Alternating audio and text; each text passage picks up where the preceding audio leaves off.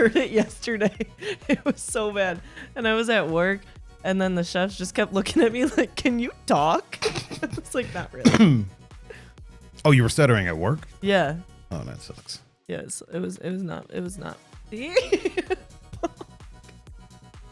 I don't know why. Are you nervous or something? I think I'm just nervous about life right now.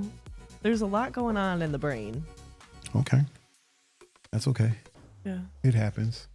All right. I need to share the stream. I'm going to tag you.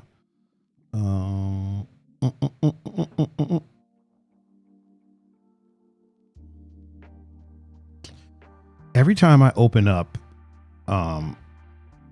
freaking, every time I open Facebook up, wait a minute.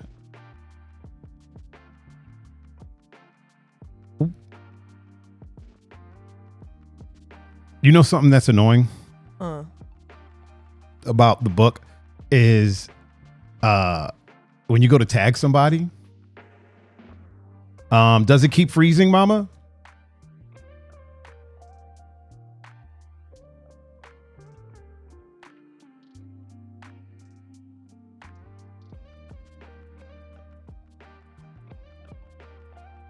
Let me see if it's happening on my end.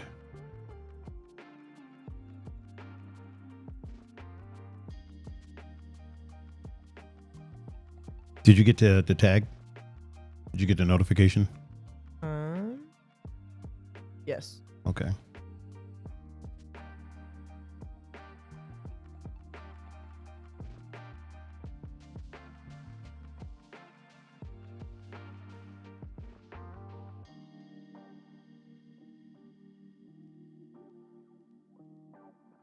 Make sure that the chat is over there working.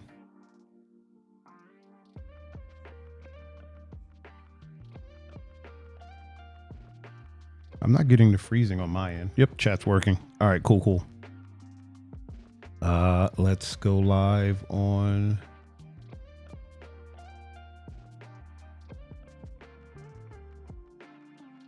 There. And now we're live on the gram as well. Okay.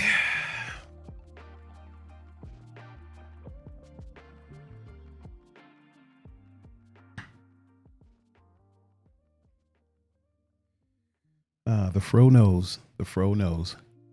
Fro knows. The fro. Oh, heard. Clearly not. I don't know if I want to wear the glasses or not. I might wear them. Yeah, clearly you didn't hear. Okay. All right, are we ready to do this? Ready to spit on it, then. I'm sorry. I told you. I'm a little unhinged today. The fact that you said that is just so it just came it's so out. ridiculous. Okay. It's so ridiculous. Like you are. If you only knew the places my brain has been over the past 48 hours.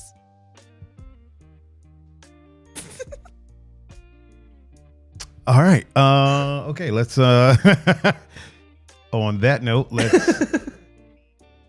get started. You could what? I was trying to talk. I said I could totally do stand-up comedy. I mean, you probably could.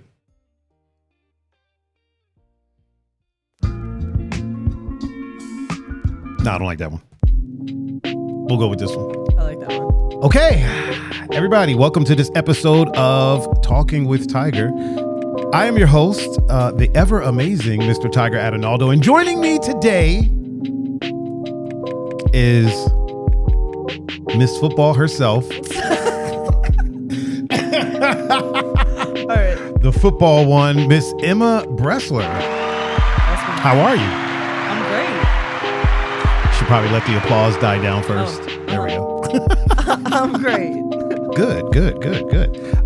We are going to chop it up. Tex said I'm looking sharp. Thank you, Tex. I do what I can. I should probably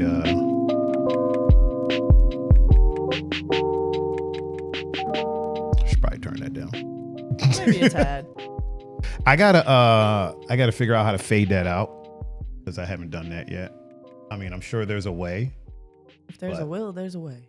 Well, there's kind of no will. Oh. Okay. There's no will, but I mean, I'm sure there's something. Okay. Miss Emma, how are you? Good. Great. But how are you? I feel like I feel like whenever somebody asks someone how they are, the answer is always good. It's always like, I'm good or I'm doing all right. And if you ask a second time, it usually like lets them know that they really want to know like how you actually are. I'm hanging in there. I'm just trying to figure. See, now that's a real answer. Yeah. You got to talk right into it. I'm just trying to figure some things out in life. Okay. There's nothing wrong with that. Yeah. You'll get there. Everybody gets there. I feel like I've been hit with a freight train. I mean, you have been complaining about your legs hurting. Okay. What's going on with that? I went to the gym last night. And okay, well, you ain't got. Why are you so? I don't know. Why are you so defensive about? I went to the gym. All right, dog. I don't know. You ain't gotta bite my head off. I know. The past like 48 hours, I've been very defensive and snippy, and I don't know why. And it's no idea at all. Oh, I 100% know why. Anything you want to talk about? I mean, you don't have to listen. You don't have to talk about anything that you don't want to talk about. At the same time, you can talk about anything that you would like to share. I mean,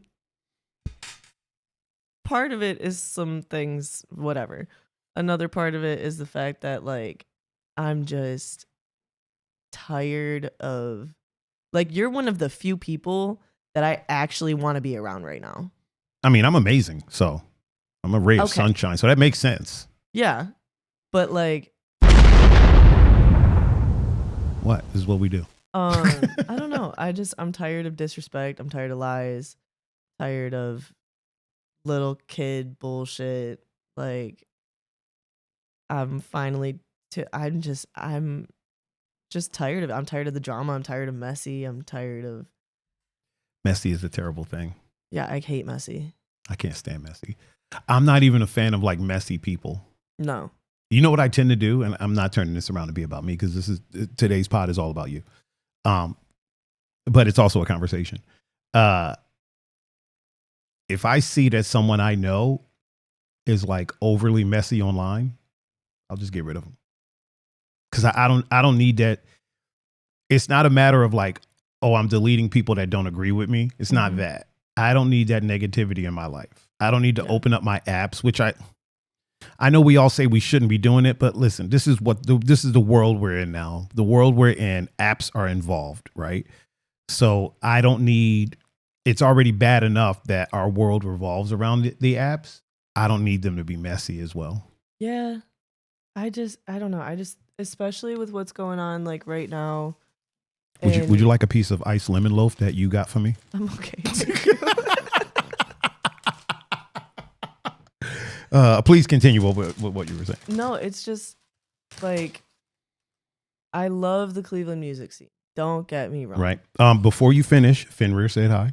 Fen! I don't know if you saw him in the chat right there. No, I didn't. How are you not seeing the chat? It's literally right in front of you. It's because you don't have your glasses. I'm also not paying attention. Every now and again, you should look down there because people are going to say hi to you. Okay. Ducky, what's up, man? How you been? Please continue. No, yeah, just what's going on in the scene right now. Like, it's just, I mean, yeah, there's been a lot of. Sorry to interrupt again. Hazel said, I feel like her and I would be besties. Please continue. Hazel's a really good friend of mine. Cool. Hook it up. No, but basically, like, there's been a lot of different promotional companies that have been coming together that people didn't expect to come together that have been doing some really cool things. But on the other end, there's people who are supposed to be supporting these different groups who are starting to create friction, and it stems from their personal life, but it's starting to like flow over into a lot of people's professional lives and reputations. And it's just starting. I don't know. It's making me like take a step back and like really think about how I want to go about the rest of my life and like just evaluate the type of energy that I want around me. That was surprisingly deep. I wasn't expecting that. When you started talking about the music scene, I wasn't expected it to be that deep. And I think that you're absolutely right. I think that criticism is fine, right? Mhm. Criticizing a promoter, promotion company, a brand, whatever. Constructive criticism is fine, and I'm all for it because it keeps the scene on. I like to have some background music. Sorry. I feel like it keeps the scene honest. Mm-hmm. However, the reasoning for the criticism is also important. If you're just having a bad day and you go to an event and you have an attitude the whole time and then you leave and you start criticizing the event because you didn't have a good time, that kind of falls on you. Or if you're, like you said, stuff is going on in your personal life and you're letting that spill out into just bashing on. I mean, here's the thing. There's plenty of reasons to call out, criticize, constructively criticize almost every promotional thing, entity out there, artist, whatever. There's plenty of reasons. I'm not saying each one has plenty of reasons, but there's plenty of valid reasons to complain and make the scene better. We don't need personal stuff to get involved in it. And that's like the majority of from what I've seen, the majority of the issues that that's being brought to my attention have a lot to do with personal vendetta. And it's just like, I don't know. We're all too grown to be acting the way that like we are. And like, I was part of it for a very long time. We are. I'm a child. Okay. But I'm a whole child. At the same time, like we're in points of our lives where it's time for us to show the younger generation, not like the right way to act, because I don't think there is a right or a wrong way, but the way that's most going to be positively productive towards your life and the lives of others that are around you. Wow, I could not have said that better myself. I mean, I probably could have, but I'm just playing. Yeah, what you just said, I want to repeat it. There is no right or wrong way to act, but there are ways that are helpful and ways that aren't. I dig that. I dig that a lot. I did that a whole lot. I might hold on to that. I might hold on to that for a while. Yeah. Cause I've never looked at it that way. There really isn't no wrong or right way to act. As long as you're not hurting people, obviously. Exactly, yeah. We're not talking about I think another thing so I hate doing disclaimers, right? I hate saying, oh, hey, I'm a fan of this, but then I'm criticizing it. Like, I don't need to do a disclaimer. I should be able to just say what I need to say and people take it at face value. Really quick. I'll do one really quick. I totally forgot where I was going with that. Oh, obviously, when we're talking about things like there's no right or wrong way to act, we're not talking about the extremes. We're not talking about hurting people or stealing from people or, things like that. We're talking about expressions of self. Am I correct in assuming that? Okay. Just making sure, because there's a lot of people that don't want to hear a message, especially when you have a solid message like you do. And you'll say something like that and they'll be like, well, what about, stealing from people? Or what about, and it's like, we're not talking about that. That's not the conversation we're having. I don't want to say hate. I am not a fan of people that turn into but what abouts. Right. Not a fan of that. I feel like we don't get nothing accomplished if you turn into a but what about. I feel like when people immediately respond with that just means they weren't actually there to listen. They were just there to get their point across. 100%. Yeah. You and I are like almost the same person in a lot of ways. Yeah, now that I'm sober. 100%. Like there are people, let me move this down to over here. There we go. Yeah, 100%. I feel like in my day to day, there's people that I talk to that they're not talking to me to listen and respond and then have me listen and respond to them. They're literally just talking. And when you're talking, they're just waiting their turn to say whatever it is they were going to say. And a lot of times it doesn't have anything to do with what you just said. That's one of the ways you can tell when people are like that. Has nothing to do with what you just said. It's almost totally just them like speaking what they want to speak. So at that point, you're not even having a conversation. Right. You're talking at me and what I'm saying to you is going at you. It's not going to you. And I feel like a lot of that has to do with how like centralized our communication is on like online, because online you really don't like, most people don't have to pay attention to anything that's really being said.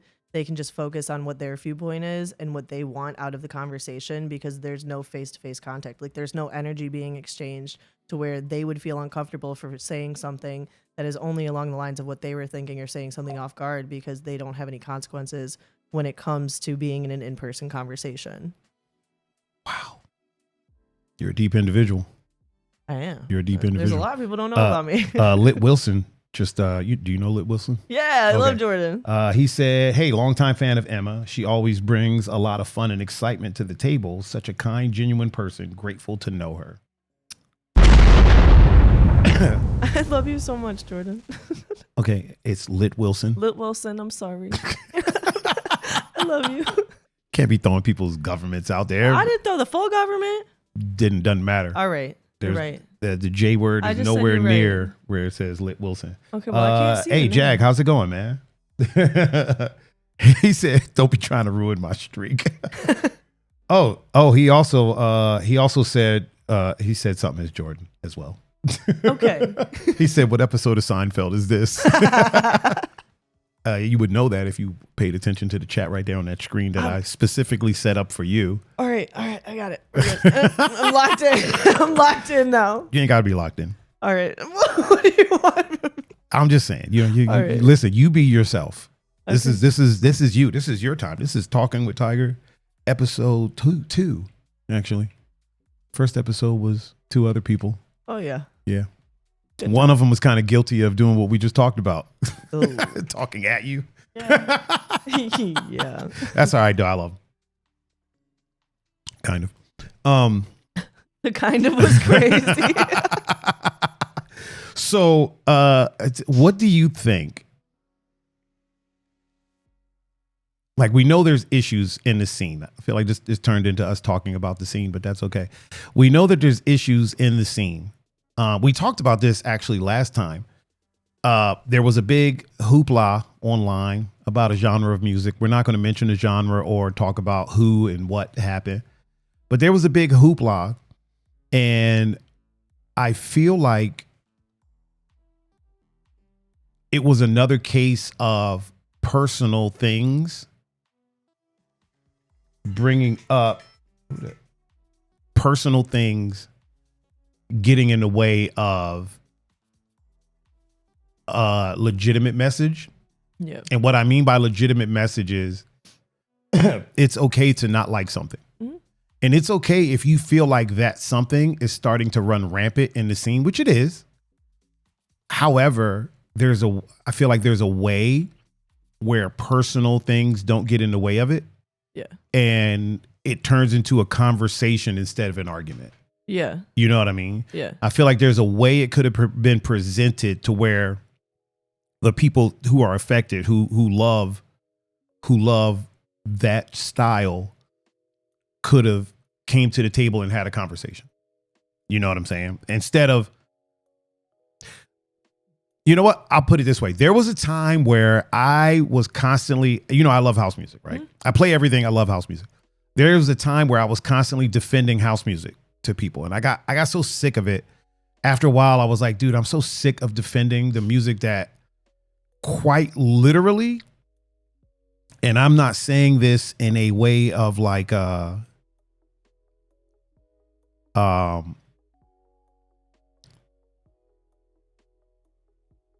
what's the word I'm looking for?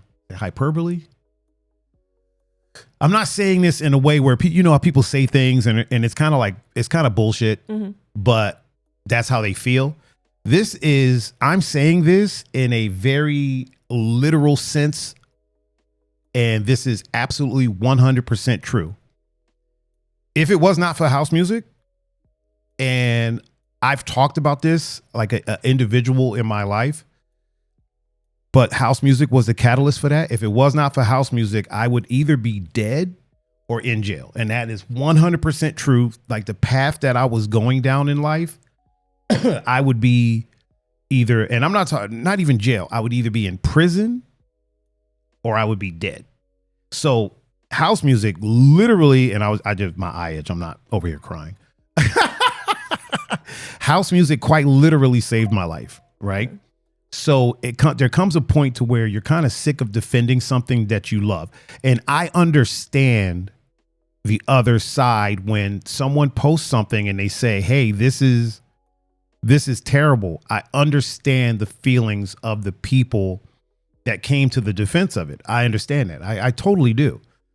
Man, I'm getting way too many freaking sound effects on my computer. I'm going to turn that off. Hold on. Oh, wrong one. I'll turn that one down. There we go.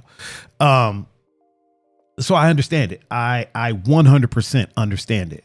At the same time, I feel as though it's a conversation. I've always had conversations with people when they crap on house music. I'm like, well, why do you feel that way? And when they tell me, and I'm like, well, that's not the music's fault. You know what I mean? And I feel like in this case, it's the same thing. It's not the music's fault that it's popular. It's not the music's fault that it's everywhere. You know what I mean? It's the scenes in different places everywhere. It's the machine that's pushing it forward. Has nothing to do with the music. So loving the music doesn't make you a bad person.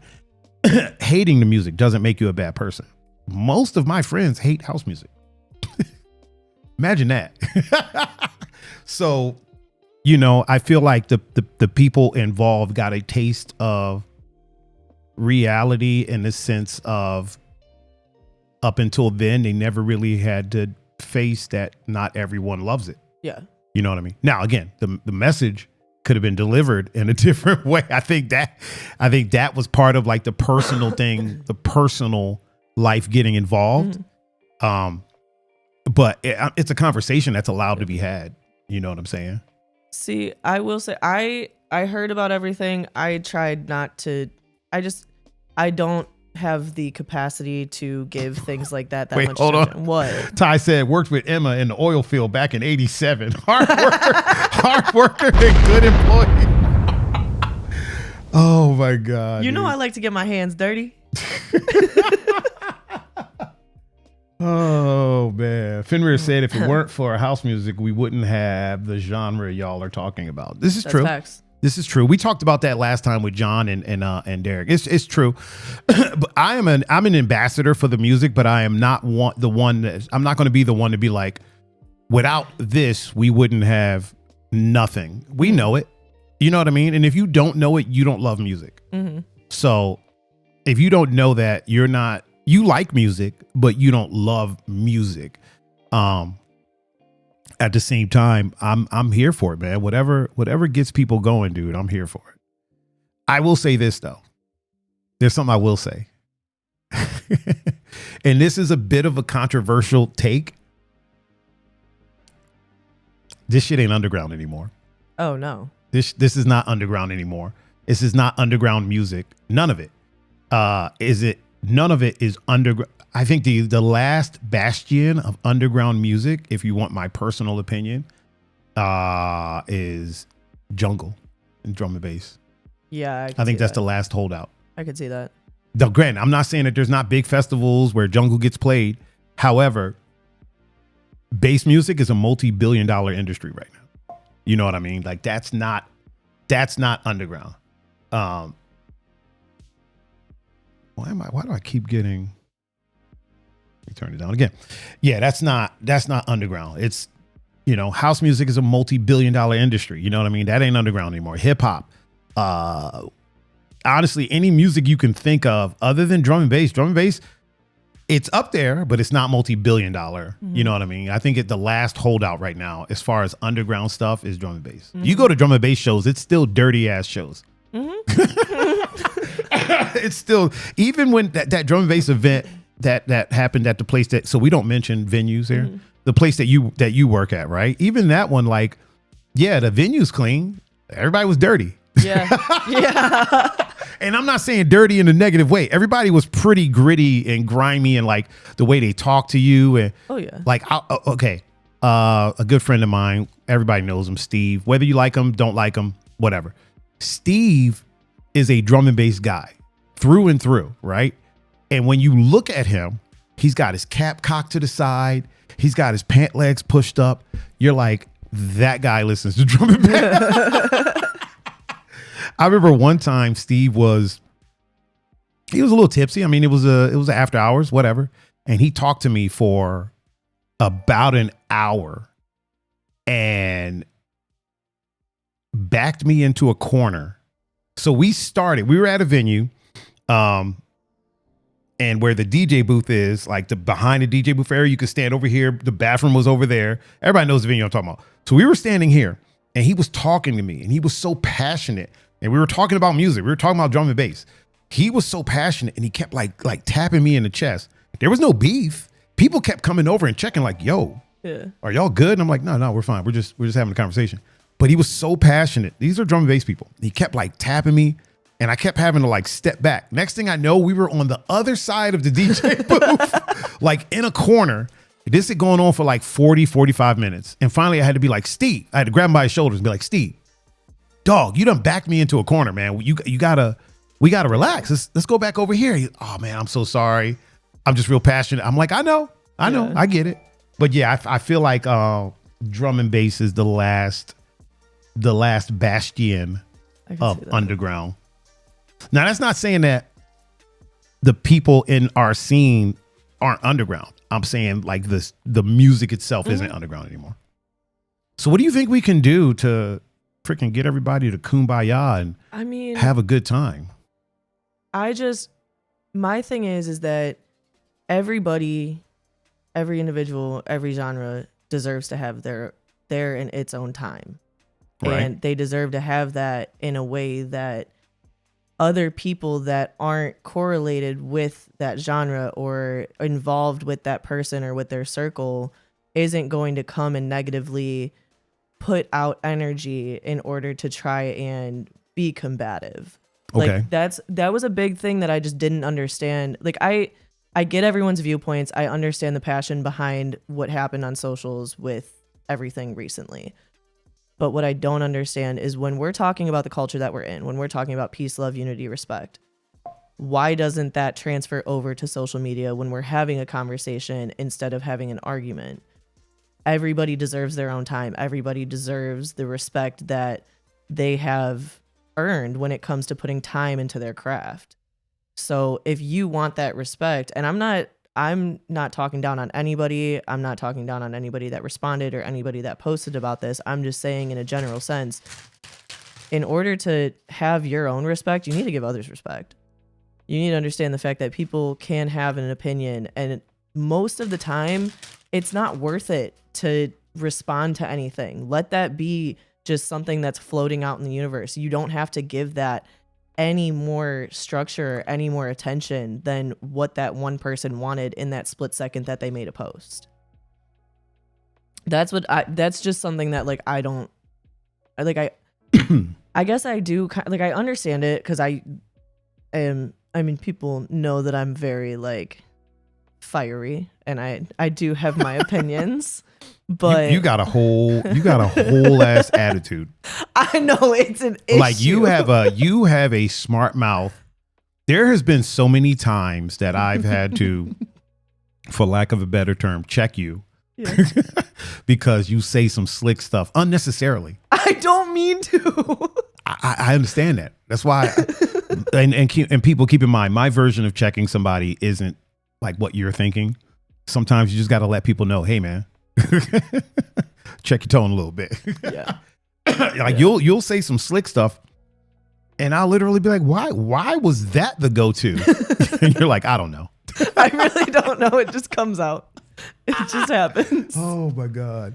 I missed something earlier. Lit Wilson said, remember when people had difference of opinion and it was just accepted? Now it's like you're wrong about it, and here's why. Like, mhm. I'll say this. There's certain things that shouldn't be argued. Your truth is one of those things. If I don't like something, I don't like it. That don't mean I'm hating. I'm not saying that the person involved was hating or wasn't hating. I'm talking about me, myself. If I don't like something, I don't like it. That doesn't mean that I'm hating on it. It means I don't like it. It's not for me.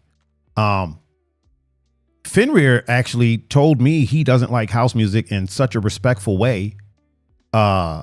He was looking for something to do, and I was like, yo, come out to Spotlight. And he basically was like, I don't like house music. But the way he said it was like, yo, like, it's not my thing. You know, I respect the way you guys play it, but it's not for me. And I feel like that's how interactions should go. Like, there's nothing wrong with not liking something at all. However, I'll say this. That's easy to say when it's not the thing that you love not being liked. Yeah. You know what I'm saying? That's why I say I can understand it from the other side. When this thing that you bleed, you live for it. It's around you every day. It's the equivalent of somebody telling me they don't like music. Period. Yeah. I love music. As you can tell, I got freaking records everywhere. There's freaking equipment everywhere. I love music. And if somebody's like, I don't like music, to me, that's like them saying I don't like breathing. And I don't understand it. It doesn't make sense to me. And I've met people that don't like music. They don't listen to music. They really don't. Yeah, I know. Wait, it's weird. like actually? Yeah. It's weird, right? I feel like that's not a real thing. I don't want to say it's weird. It's abnormal for me. Yeah, I know people that don't like music. What they listen to on a regular basis is like ambient sounds and things like that. They're not into music. They don't like dancing. They don't like, yeah.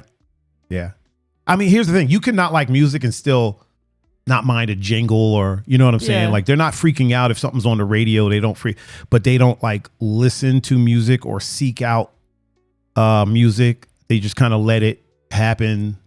Whatever's on is on. And like at their house, they listen to like ambient noises and sounds and stuff like that. I mean, I'm sure that there's people out there. I just never thought about it. Like, because my life is like, music. It's always, it always has been. I mean, it's yin and yang, right? If one thing exists, the opposite has to exist. I tell people I have no vices, and people can't fathom that. And like, everybody has vices. I'm like, I don't have any vices. And they're constantly trying to find something that I do that's a vice. Like, they used to say dancing.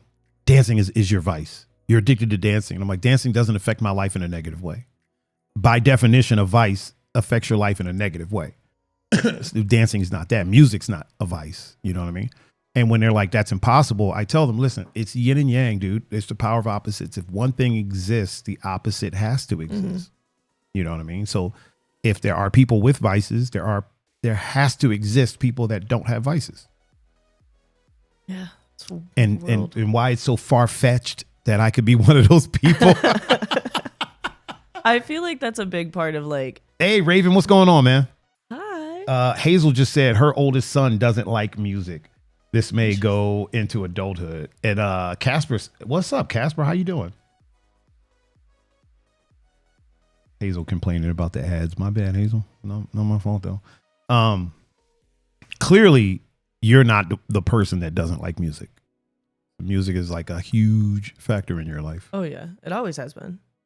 Now, is that from like childhood or? Yeah, from childhood. I think like it honestly, like my earliest memory of like when I fell in love with music was in the car with my dad. And it just like whenever I was having a really, really bad day, like he would just take me on drives and we would just listen to music. And Fly Me to the Moon, Bobby Womack, and Brown Eyed Girl. Fly Me to the Moon. That is not the song that people think of when they think of Bobby Womack. Really? I think that's just because it's such a core memory with me. Like whenever, like a lot of people that are very close to me, there's like I have like some trauma that I deal with, and I have panic attacks and things like that. And oh, you're doing a great job, by the way. Thank you. I'm really trying. But there's 3 things that will calm me down. Fly Me to the Moon by Bobby Womack. My grandpa's, because when my grandpa passed away, I got his flannel, like it's you've seen it before, you've seen me wear it before. And then I still to this day have my baby blanket. And those are yeah. And I've moved so many times. Is it intact? Yeah, actually. I mean, there's a few holes in it. Like it's there's a lot of wear and tear on it, but I have a friend, an ex actually, who has she has like a piece of blanket that she would like whenever she would come and stay over, she'd break out. It was literally like this big. Oh yeah. And she would just have it in her hand. And one day I was like, what is that? And it was her baby blanket. And that's all. It's kind of all that was left. Yeah. She had like another piece somewhere that when that piece wore down, she was going to switch to that piece. Yeah. But yeah, so the fact that yours is intact, like the whole thing. I honestly don't know how, because. Do you ever break it out? Do I ever what? Do you ever break it out? Like if you're sleeping, do you ever like? Oh, I always have it with me. Okay. Always. Like is it in your car right now? It's okay, when I'm like at I wasn't. No, it's listen, not. That's a good question. I wasn't saying that. Asking that to challenge you at all. There are whatsoever. some people that will literally bring it will bring things like that everywhere with them. I keep a blanket in my car. I mean, not for that reason. I keep a blanket in my car in case somebody's in my car and they're cold. Yeah, and be like, here's a blanket. Yeah, I keep a blanket in my car in case I got to sleep in there. But what? I literally used to drive around. That got dark really quick. Like that got dark so fast. No, but I used to drive around with a tent, a sleeping bag, a sleeping pad, and a blanket and a pillow for years.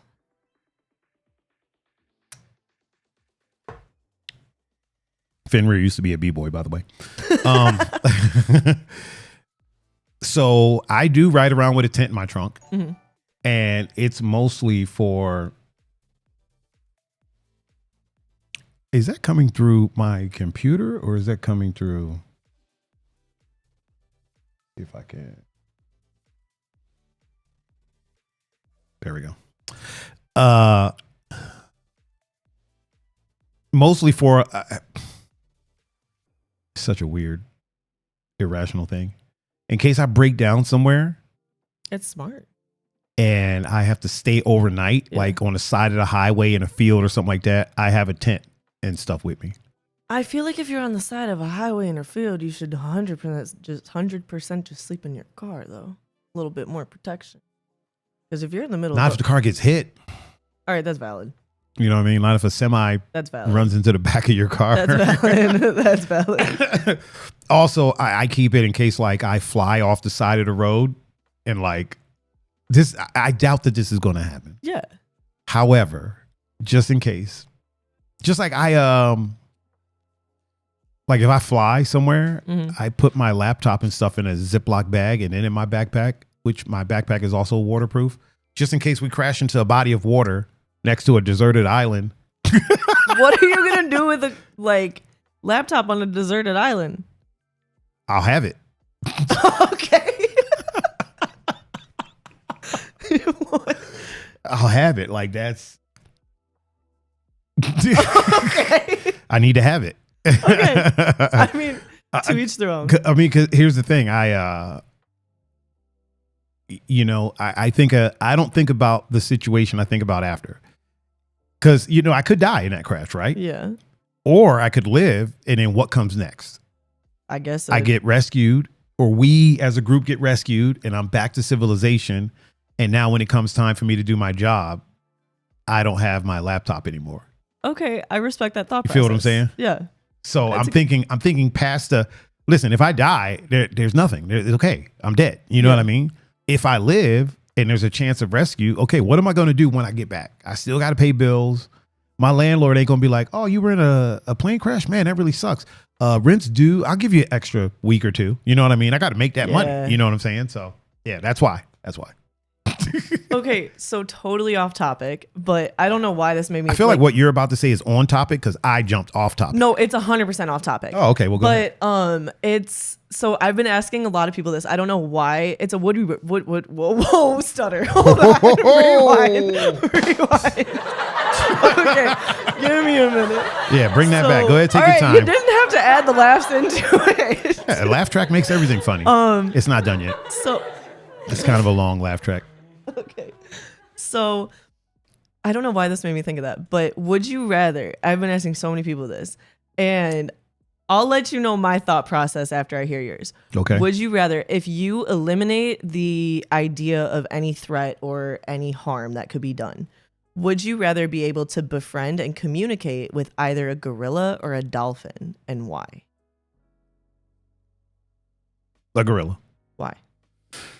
I don't plan on spending a lot of time underwater, so there's no reason for me to communicate with a dolphin. A dolphin can't do much for me unless I'm drowning. And I feel like we can already communicate with dolphins in a sense. A gorilla, I can have that thing roll around with me and just be my backup. If I get into some stuff, you know what I mean? If I'm bench pressing and I need a spot, what can a dolphin do? A gorilla can just literally just pick it up and pull it up off of you. Yeah. A lot of guys have answered it that way, in the sense of like, what can this do for me? And I'm not saying that in a bad way, but like the way that I look at it. So I said, like, when I thought about that, I was like immediately gorilla, like, but solely because those are my favorite animals. But the more that, what? It's an interesting favorite animal. Oh, silverback gorilla specifically. I'm obsessed. That makes sense. Yeah. Why? Because they're silverbacks. Like, they're the coolest of the gorillas. Okay, that's facts. No, but How'd you look at me like that for? I don't know. No, but like I thought about it in the sense of like, so with dolphins, they are at a very similar intellectual level that I would say like chimpanzees are, in the sense of like evolution. Hold on one second. My homie Smalls over on Instagram said, I have my bug out bag with me. I have my bug out bag with me on all road trips. Bug out bag is, yep. Yeah. I Hell like yeah. that. Okay, please continue your answer. Also, Julian said I'm dead with this answer. Jules, you know me, dog. Please continue. No, so like, if you think about it, so the majority of the majority of what this earth is made up of is water. If you think about it, how much don't we know about what's out there in the environment that we're living in? Dolphins would be able to provide a very good insight. I think we know about 20%. If that. Yeah. I'm sure that governments know way more than that, but I don't even know if they do. I feel like they do, though. Here's why I don't think they do.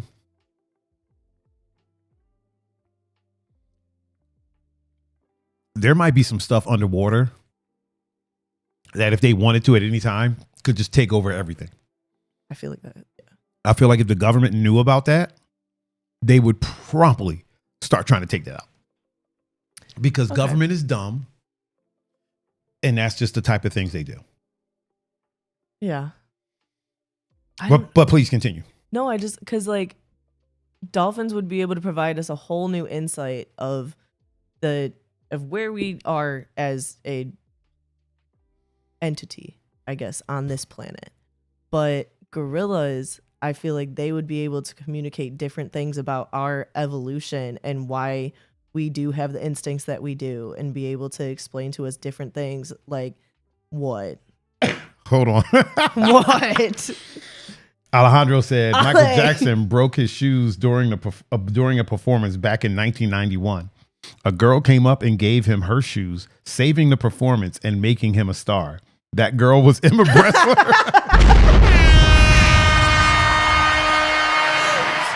Oh my God, dude. That is hilarious. Oh my God. That is hilarious. Shit.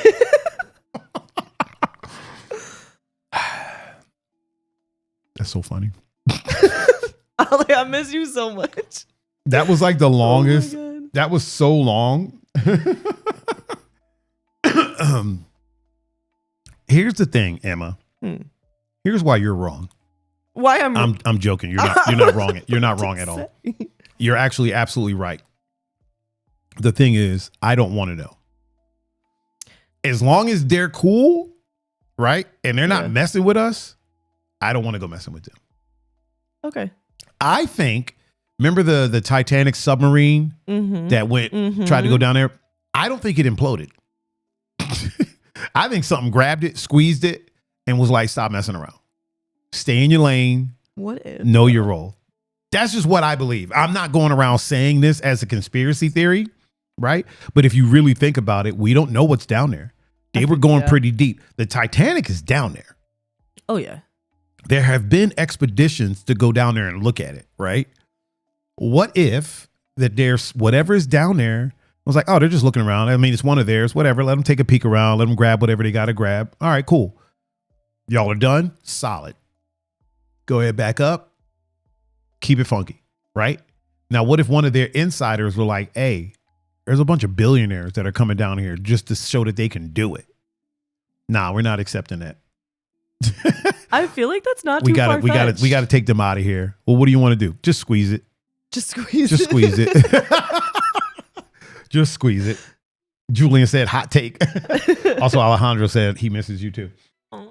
Oh, and me. And me. Everybody misses Thaiger. I'm just saying. That's why I called you yesterday. Listen, I'm that guy. I'm that dude. You said I am that bitch. No. Right. I said I'm that guy. I am that bitch. No, I'm kidding. Check your tone. That wasn't even a bad tone. I mean, you said that I am that bitch. I don't do that. I think that something down there was like, nah, we're not having it. Y'all can't be, just because you got money don't mean you can just come down here messing around. Yeah. We don't play that. Now go on, take your little funky submarine and they haven't even retrieved any of it, have they? I haven't heard of them retrieving any of it. There's no bodies. They haven't gotten any bodies. Something ate them. This is terrifying, actually. It is. It is. That's why I don't want to talk to a dolphin, because if a dolphin is like, look, this is what's going on down here, people will never swim again. People, because if it's down there, here's the thing. We're up here, but we can't go down there. Things that are down there can come up here. I never thought about it that way. They can come up, I mean, to a certain point, but yeah. they can survive in the water. As long as they're in the water, they'll be okay. Take their time coming up. They're probably adapted. We're probably the worst. If you think about the human body, right? Uh-huh. The human body is probably the worst engineered thing ever. It really is. It's garbage. It's garbage. It's not designed for anything worthwhile, right? It's easy to break your jaw. It's easy to break bones. You know what I mean? Like, there's animals that can jump from the top of a cat, can jump off my porch, land 2 floors down, and run off like it's nothing. There are deer that get hit by cars and run off. You know what I mean? Yeah. There are a silverback gorilla can fall out of a tree, hit the ground, and is fine. You know what I mean? Or it can fall out of a tree halfway down, grab a branch with his freaking foot. You know what I mean? The human body is the worst engineered thing. That's why when people make robots, right, with a human design, they're the worst. The real robots that are for real purposes look nothing like humans. Look at the robots that build cars or make pots and pans or whatever. They look nothing like humans. They're designed for a specific purpose. Whereas humans, we're not really designed for anything. I could punch you in your face right now, right? And break your jaw with my fist while simultaneously breaking my fucking fist because it's not designed to punch somebody in a hard ass jawbone. You know what I'm saying? Yeah. So it's like, that's what kind of design is that? You know what I'm saying? Yeah. So we're not really designed for anything really other than just being human. Things underwater are designed for being under there. So they can go wherever they want to go down there. We need stuff, submarines, breathing apparatus. They can just be down there. I feel like we found ourselves in a rabbit hole that I'm not going to be able to pull myself out of for a while now. I don't think we can pull ourselves out of it. I'm going to be thinking about this for a long time. Look at turtles. Turtles, if I'm not mistaken, somebody in the chat, please correct me if I'm wrong. But if I'm not mistaken, turtles can't breathe underwater. But they can be under there for a long time, to the point that they can sleep under there. Or maybe they can breathe underwater. I know the sub was recovered, but the bodies were pulverized. Yeah. This is terrifying. Julian said he's here for all the conspiracy theories. That's my homie right there. Yeah, I don't think alligators can breathe underwater, but they can just be under there. They just be under there chilling.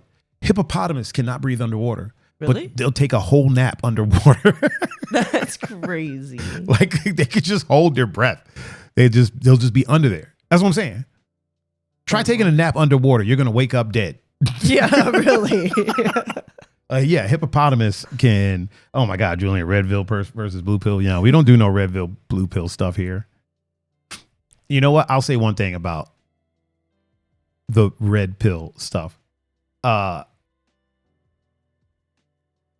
don't believe that there's any group that's infallible. And I believe every group at some point has negative stuff that gets associated with them.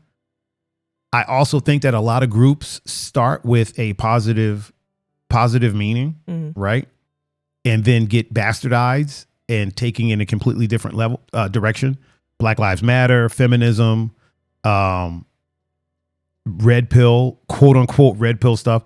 There was a time where the whole, and I say quote unquote because it's not this now. There was a time where the red pill movement was just to make better men.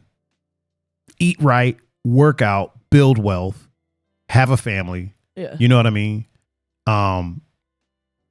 Which aren't bad messages. And then people realize they can make money. When people make money taking things to the extreme, you know what I'm saying? And that's when we get the red pill that we know and love.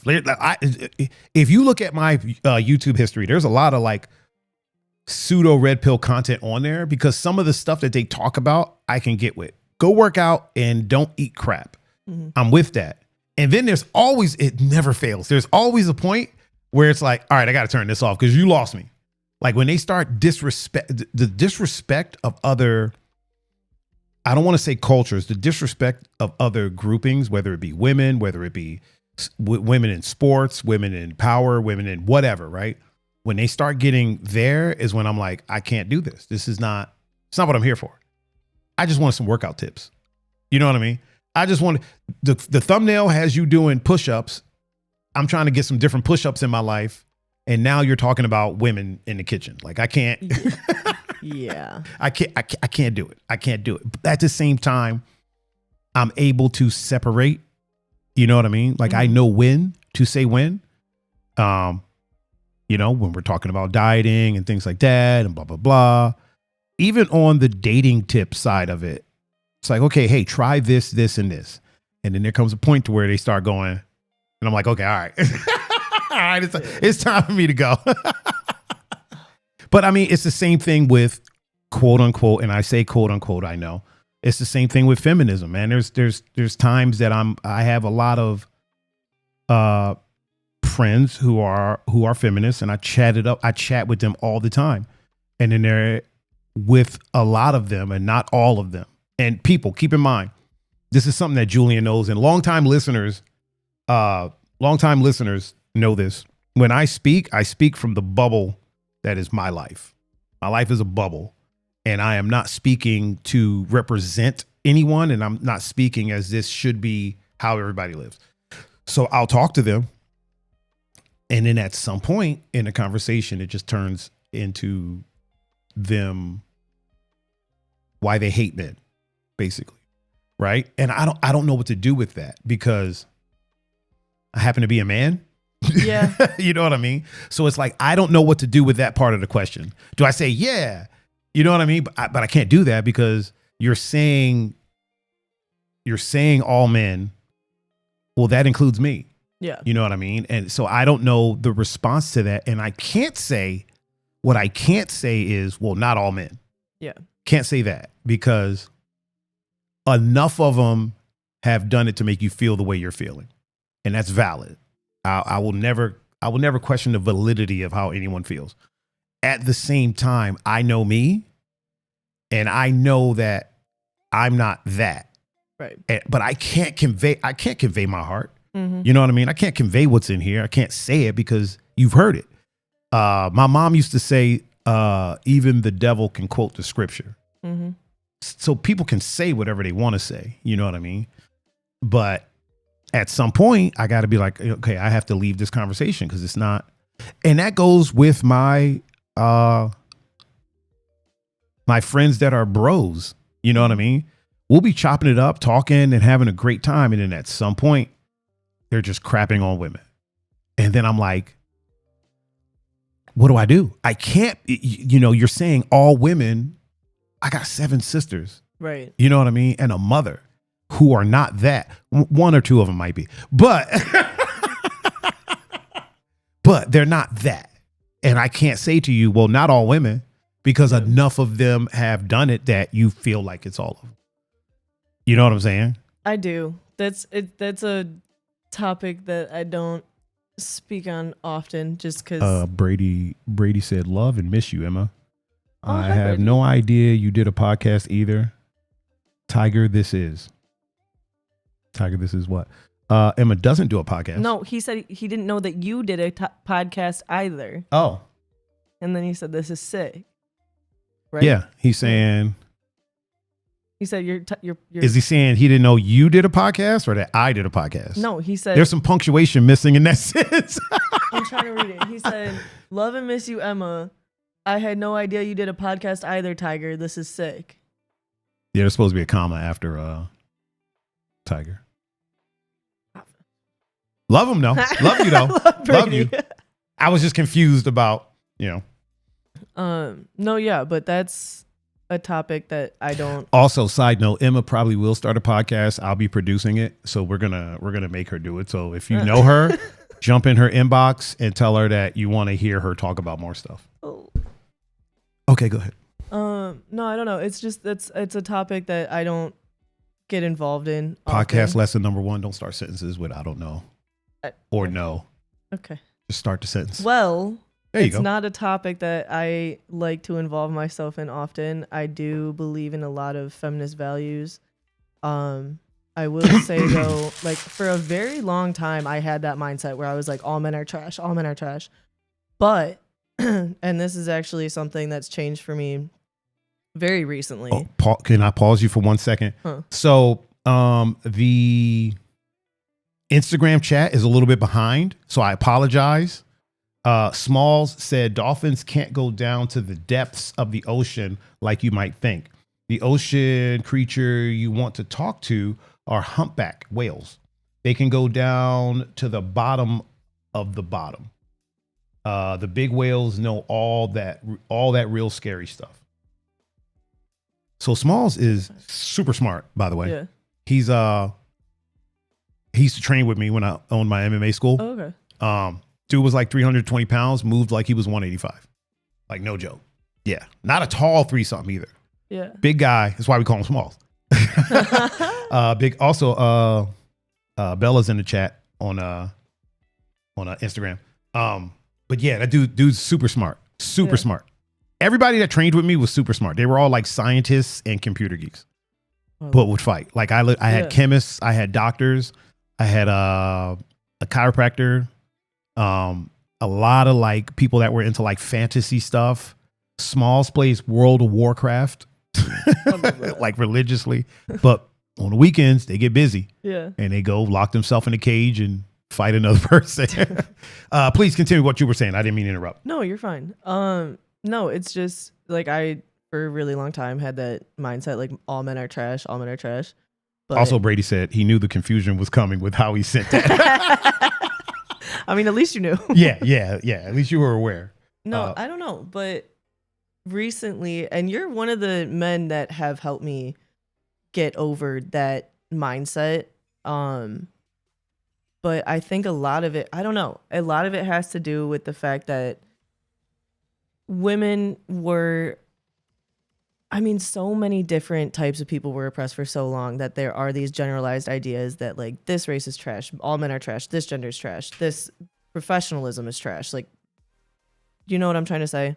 I do. But for me personally, it's taken a long time to get to the point where I'm able to come in contact with a man that I've never come in contact with and give them the chance to show me who they are without having that generalized idea before I go into that conversation.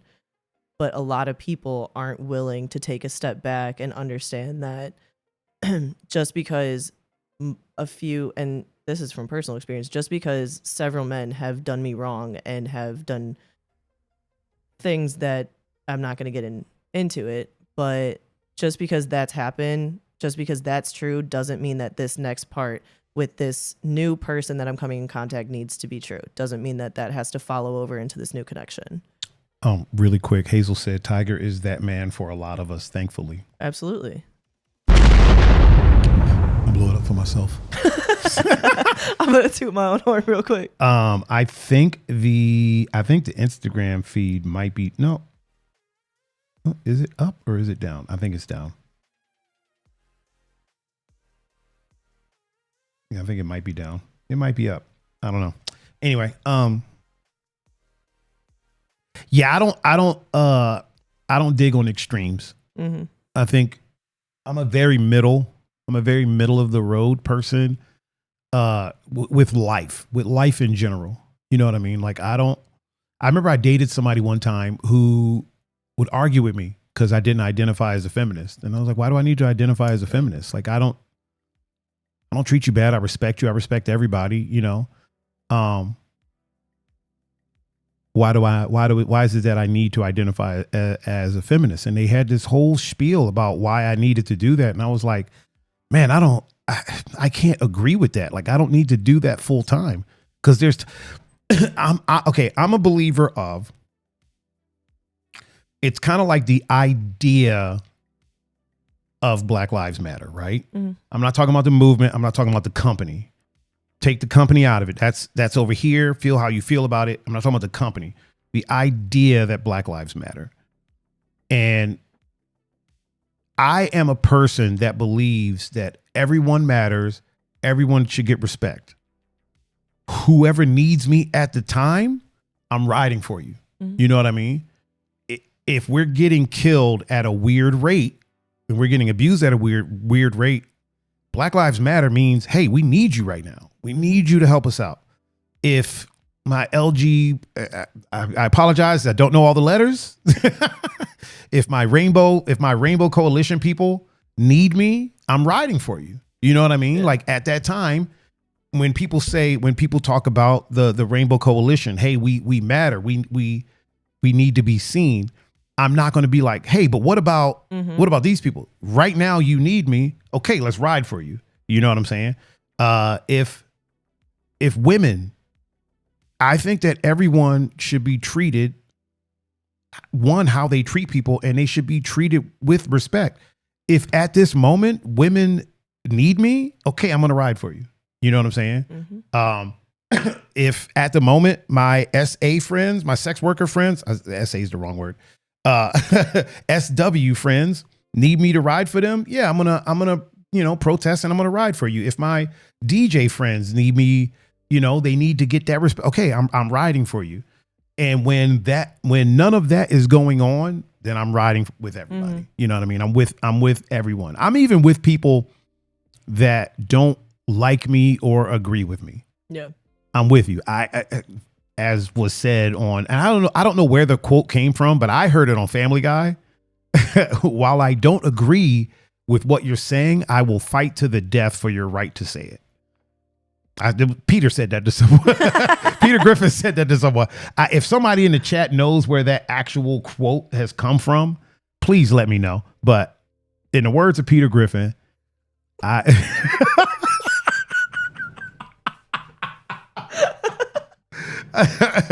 in the words from what I know of Peter Griffin, while I don't agree with what you're saying, I will fight to the death for your right to say it. And that goes with anything. That goes for people hating on the halftime show. Mm-hmm. I don't agree with it, but I will fight to the death for their right to say it. That goes for people hating on genres of music. I don't agree with it, but I will fight for your right to say it 100%. And I will not have you suppressed for saying it. That goes for people, honestly, in my opinion, it goes for racists. I don't agree with people being racist. Mm-hmm. I'll fight for your right to say it. If you don't like black people, say it. Say it with your chest. I would rather you say it with your chest, so now I know how to act. Right. You know what I mean? I would rather people be more upfront about the things that they do and don't like, not in a disrespectful way. I got people, so obviously, I have a pit bull. I've been dealing with pit bulls most of my life, and I have dogs.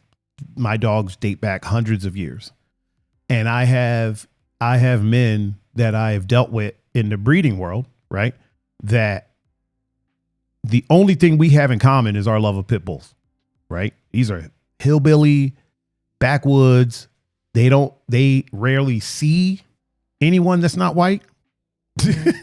They rarely see anyone that's not pale.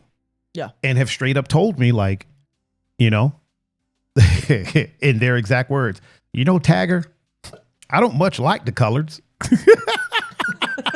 The accent got me. Literally, you know, Thaiger, I don't much like the colors, but boy, you all right with me. And I'm like, thank you, man. Don't call me boy.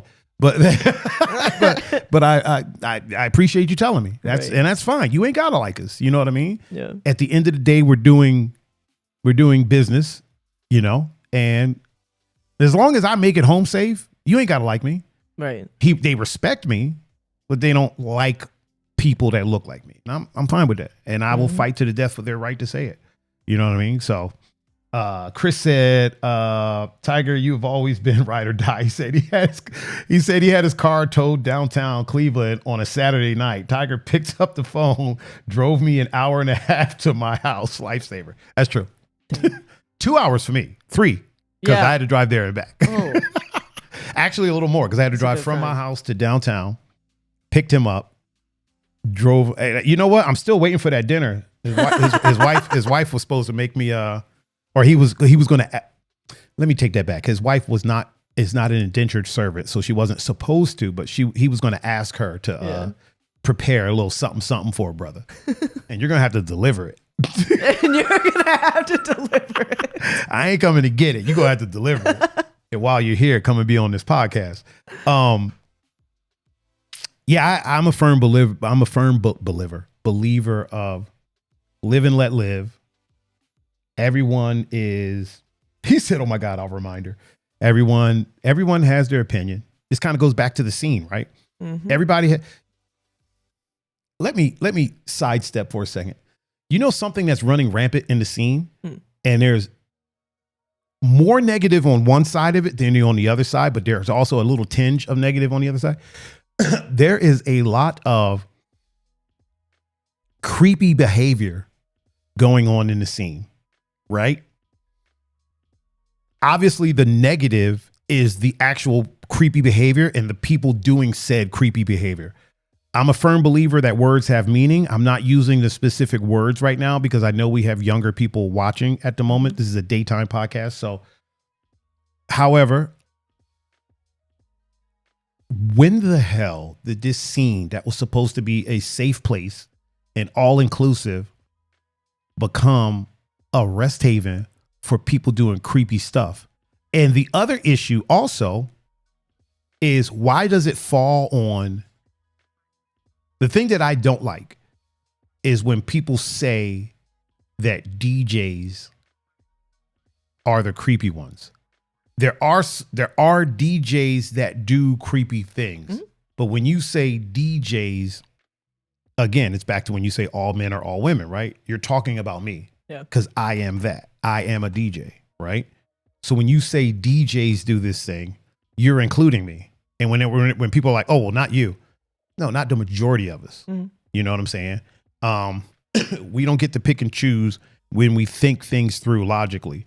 You can't call women gold diggers because there's a few thousand that are gold diggers when there's 3-point-something billion of them on the planet. You know what I mean? There's millions of DJs on the planet. Mm-hmm. There's not millions of DJs that are doing creepy stuff. There are a lot. But it seems like a lot because 20, and out of the 25 of them are doing creepy stuff. Right. You know what I'm saying? But yeah, I don't understand when the hell did things get creepy? Like when did this start? I don't know. Has it always been there? I don't know. That's not something I can speak on just because I've always been in music. Music has always been the central point of my life. But I've only actually involved myself in the scene for about a year.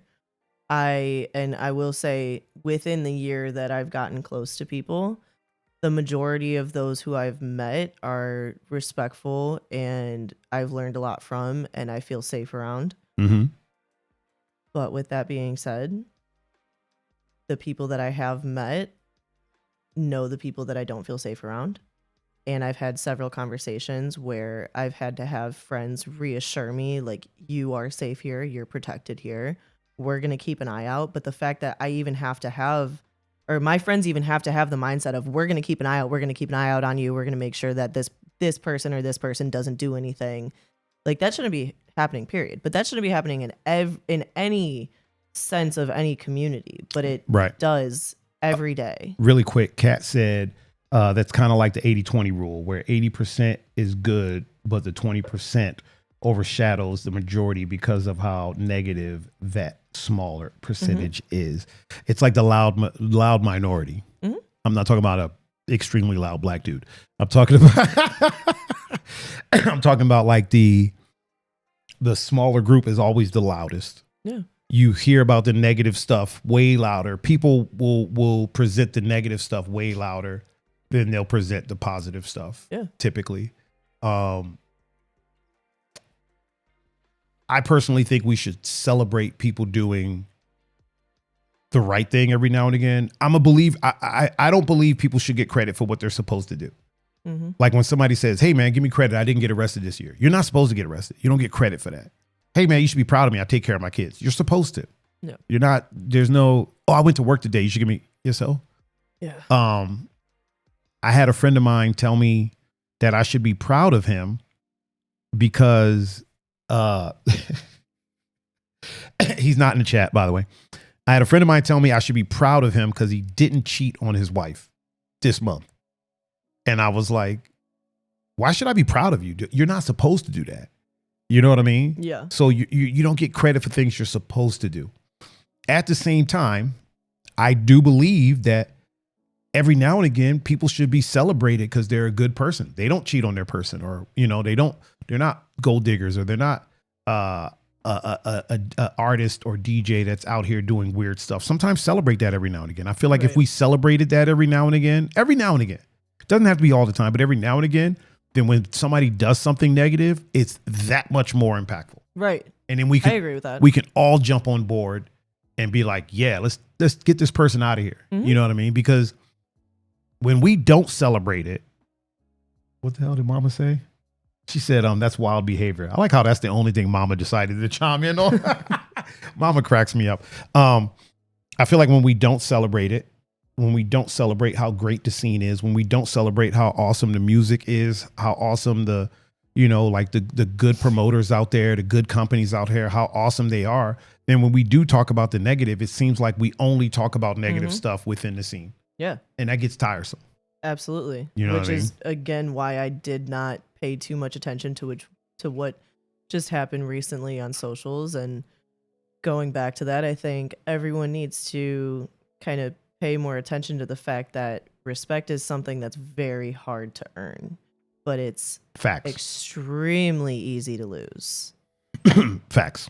And it's, I don't know, and I'm talking about like not just respect from other people, but respect from yourself. Yes. Self-respect is the hardest thing to get back. Oh yeah. Self-respect is like gaining weight. Mm-hmm. It's really easy to gain weight for most people. Why are you looking at me like that? Why are you looking at me like that? Oh my God. Yeah, it's really easy for most people to gain weight. Losing weight is really, really difficult for most people. Mm-hmm. Why are you looking at me like that? I mean, it was easy for me, but we all know why it was easy. You're the one that's sitting across from me. That's, You weren't looking at me like that before this topic. You're the only one here. What, I'm supposed to look at Prince behind you? Yeah. Okay. No. Good looking man. So here's the thing about that record. I can't play that record because that record was bought for me by an ex, and she wrote a note on it on the entire record. It's really cool, but like all the way around the record, I think both sides is like a note to me. Oh. But it's like a dope record. Yeah. It's kind of rare. It's a repressing. I have the original pressing somewhere in the shelves, but it's rare. She got a repressing though, but yeah, so. Dude, you want to talk about giving women their flowers? I have a list of women in my life who are essentially superheroes. And most of the stuff you see in here is the product of a woman in some way, shape, or form. I love that. Now, that's not to say I'm not sitting here like, oh, women are the greatest things on the planet. Y'all ain't. Sometimes y'all suck. Oh, yeah. But absolutely. most of the, other than that motorcycle behind you, Cam got me that. My friend Cameroni DiPrenzio got me that for my birthday. And this autographed picture of Neymar right here, Cameroni DiPrenzio got me that. But this beautiful ramen picture behind me, my friend Morgan got me that. You know, on my stream, the Thaiger sign that's behind me, the neon Thaiger sign, Cat in the chat, Art Cat, she got me that for my birthday a couple years ago. And also, I have a hoodie that says, I would totally strangle a penguin. She got me that too.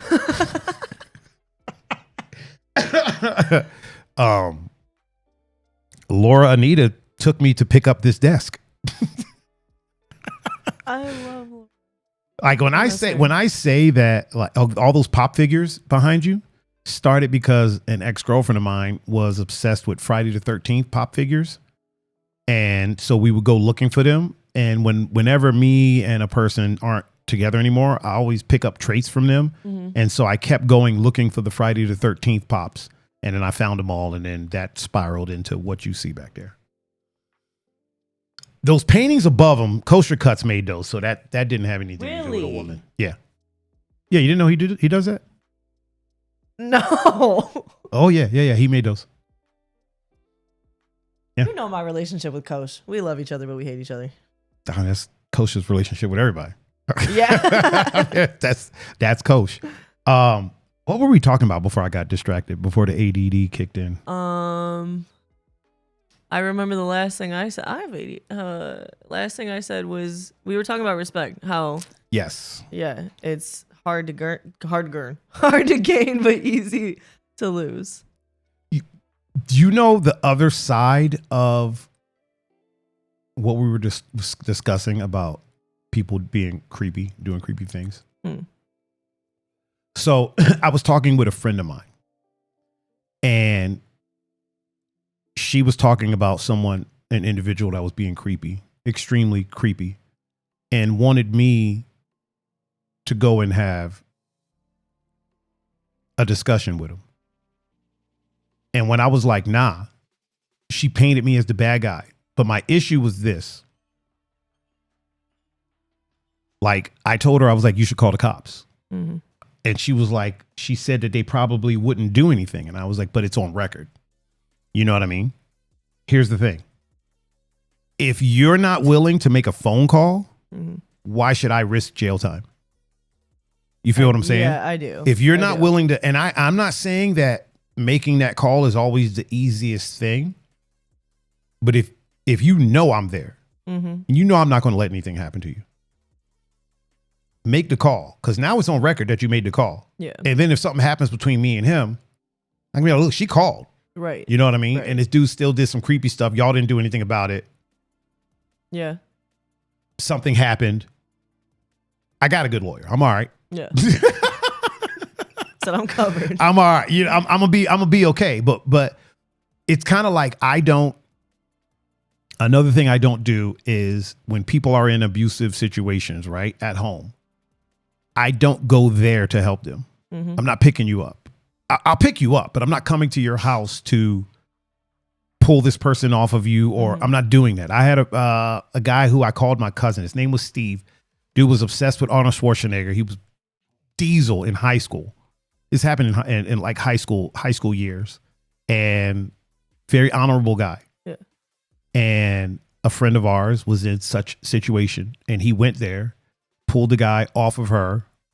Dude went upstairs, got a gun, came downstairs, shot him and the two other guys that were there. Nobody jumped him. He just pulled him off. Right. Hey man, you need to calm down. You need to relax. Yeah. Dude went upstairs, got a gun, came downstairs, shot everybody. I think he might have clipped her as well. And at that time, that's when I was like, I'm not doing that. I'm not coming to your house.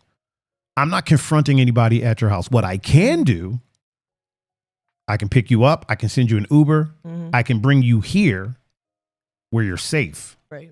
We can then get the cops, go back, get your stuff, and you can bring it here. Mm-hmm. You're safe here. If he shows up here, I got some things for him. You know what I mean? Mm-hmm. If they show up at my house where I have the right to protect myself, I will protect me and you. But I'm not going there because that puts me in a bad situation. I mean, I agree with that. I do. I don't even like going to women's houses. Really? No. Why? It's rare. You said no. It's rare. It's rare that I will spend time at a woman's house. Why? Because a woman will have a whole boyfriend or ex-boyfriend that they know is unstable and is out looking for them currently with a gun, and they won't tell you. I feel like that's a very small number of women. Yeah. I feel like, I mean, It's a small number of women with exes. no, with like exes that are actively on the hunt. You know? You're right. You're absolutely right. I feel like there's a bigger number of people with unstable exes. I only say, here's the thing. Remember when I said I speak from the bubble that is my life? Mm-hmm. I'm talking about people, in my case, women. Feel what I'm saying? Yes. So whenever I say this, I'm talking about humans, but I don't date men. So I so I say women. You feel what I'm saying? Yeah. There are probably, again, I don't need to do the disclaimer. Y'all know what it is. Just as many dudes out there with unstable. Yeah. There are people with unstable exes or currents. Yeah. There are a lot of people that will invite you over with a current situation and get you involved in a bad situation that you don't want to be in. And now you're at their house. There's nothing that you can do. Right. I'm at her house. I can't do anything. I can't punch them. Yeah. I can't get busy with the blam blam. Like I can't do nothing for protection of myself and my freedom. You know what I mean? The only thing I can do, grit, bear it, and try to get out of there. Yeah. You know what I mean? So yeah, I don't go to women's houses. I go to guys' houses because I don't date guys. Oh my God. I don't date dudes. Which might make people ask, well, what about gay guys? I'm pretty sure that any gay dude I know, their gaydar will tell them that I'm straight. Yeah. So if their exes are showing up, they probably know that I'm not there for those reasons. Yeah. Yeah. You feel what I'm saying? So well, there ain't no issue. Hey, dog, I'm not that. Yeah. You're all right. Y'all go ahead and have a talk. I'm a dip. But yeah, like I don't. I have a friend. I've been to her house a few times. I've known her for a couple years. I've been to her house maybe a handful of times total. She lives in a building where you can't just walk into it. Mm-hmm. You know what I mean? So that's a bit different because they got to show up. They got to ring a buzzer. Yeah. They got to talk to the door guy. You know what I mean? Yeah. So it's not like they can just show up at her door like, yo, what's popping? Right. And even if they do, she can call down to the front desk. Hey, this fool's at my door. I need him out of here. He's not supposed to be here. And they'll take care of it. But like a duplex on freaking Clifton, yeah, nah. Nah, I'm all right. I'm all right on that. Brian said his favorite saying is respect is earned, not given. Yeah, I agree with that. Yep. I agree with that. Also, are we still streaming, guys? Because I feel like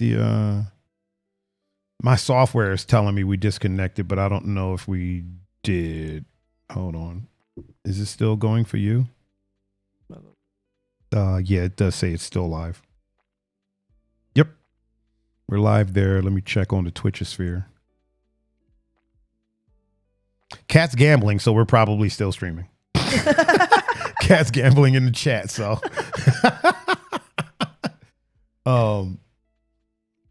But yeah, I don't, and I feel like I talk about this every podcast that I don't go to people's houses. You as a woman, do you prefer somebody, if you're seeing another human being, do you prefer that they come to your house or you go to their house? Early stages. Yeah, clear that out. Damn. No, early stages definitely theirs. Just so if really, yeah, because okay, You have to understand this is from a perspective of somebody that has been in. You ain't got to explain yourself. Okay. So my thing is I mean, unless you want to. I mean, for somebody that's been in extremely unsafe situations, right? For lack of a better term, I like the opportunity of being able to, like, I need an out at all times. I need an out, but when people are at my house, I've had times where they've been over and the situation has turned into an unsafe situation and I can't get them out. Me, if I'm over there, I can just up and leave. Okay. If they're in my home and and everybody knows this about me, I do not like having people over. I'm very, very selective over the people that I allow in my home. Right. And that's not anything. That's not me hating on anybody. That's not me saying that I'm not friends with anybody, but I'm just very selective about the energy that I bring into my safe space. Just because I have been in such volatile situations. I grew up in a very interesting lifestyle. Like, I had very unstable housing, things like that. Like, I've been through a lot when it comes to my home, not having a home, having abusive and dangerous people in the home. Hold on one second. John Doe, what up? Hey. Hey. All right, please continue with No, but yeah, so I'm always like, that's why I drive pretty much everywhere unless I'm going with somebody that I absolutely trust with my life. I will be the one that's driving. I will always have my car on me because I always need an out. I always need to make sure that if I'm ever feeling some type of way, or if I ever go somewhere that I think I'm safe and I end up in a situation where I don't feel safe, I need to be able to get out of there. Okay. That makes 100% sense to me. Let me quickly, I hate the term play devil's advocate because it's not what I'm doing. Let me ask you this. What about, and I'm pretty sure that you're a good judge of character. What happens when you're in a situation, heaven forbid, and you go to their house and then now they want to prevent you from leaving? So for there's no perfect plan, right? Mm-hmm. You know, Mike Tyson says everybody has a plan until they get punched in the face. Mm-hmm. So there's no perfect plan. There's no perfect situation. And this is one of the hiccups in what you just said. Just like there's hiccups in what I just said about me not going to other people's houses. There's hiccups in that. I feel like the hiccup is, what about the people with ulterior motives? And now you're basically in their element where mm-hmm. they have everything.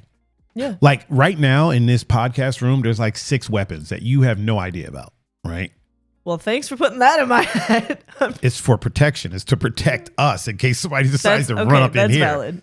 I'm not saying. I mean, I trust you with my life. That's what I'm saying. I'm not saying as in, oh, there's weapons. So if you try to leave, but but you go to someone's house, you don't know what they have there. Just like they don't know what you have at your house. Yeah. You should have some stuff at your house, by the way. There should be stuff placed everywhere for you to get to. I'm just saying, just do it. Don't say whether you do or don't. The internet doesn't need to know that. Mm-hmm. If it is, add more.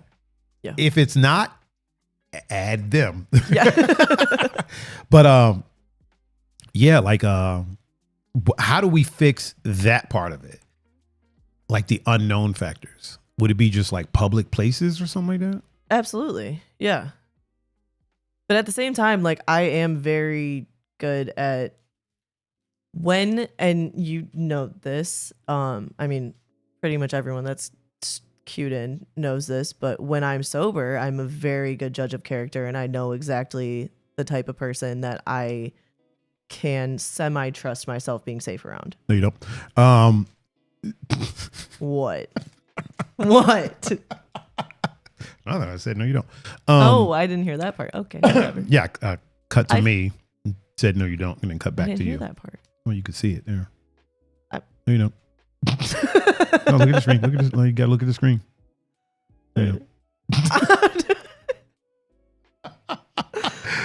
Oh man. All right. All right. Maybe you do. Maybe you do. So you feel like if someone comes to your house, you don't have that out that you would. Yeah. If you went to their house. Yeah. Do you do things like sit close to the door? I mean, yeah, I say like, but I've been like that for as long as I can remember. Like, it's a trauma response. Like, I'm always by an exit. I'm always like, I pay attention to where every exit is. I pay attention to what's around the house. I pay attention to the type of neighborhood I'm in. Like, I always have my back to a wall. I get really freaked out if like my back's to the open. Even at home, like I was sitting around my dining room table with friends having dinner one day, and my friend put my plate, because they were cooking, my friend put my plate to where my back was to the door, and I immediately had to move everything around to where my back was like strictly up against a wall. And this was at your house? At my house. This was a few weeks What ago. happens? What happens if you and I go out to grab a bite to eat, right? Mm-hmm. Because I typically face the door. Okay. Would you have a need to face the door? If it was in an open space, yes. So say like they were. Here's the hiccup, right? If something pops off, who's going to protect us?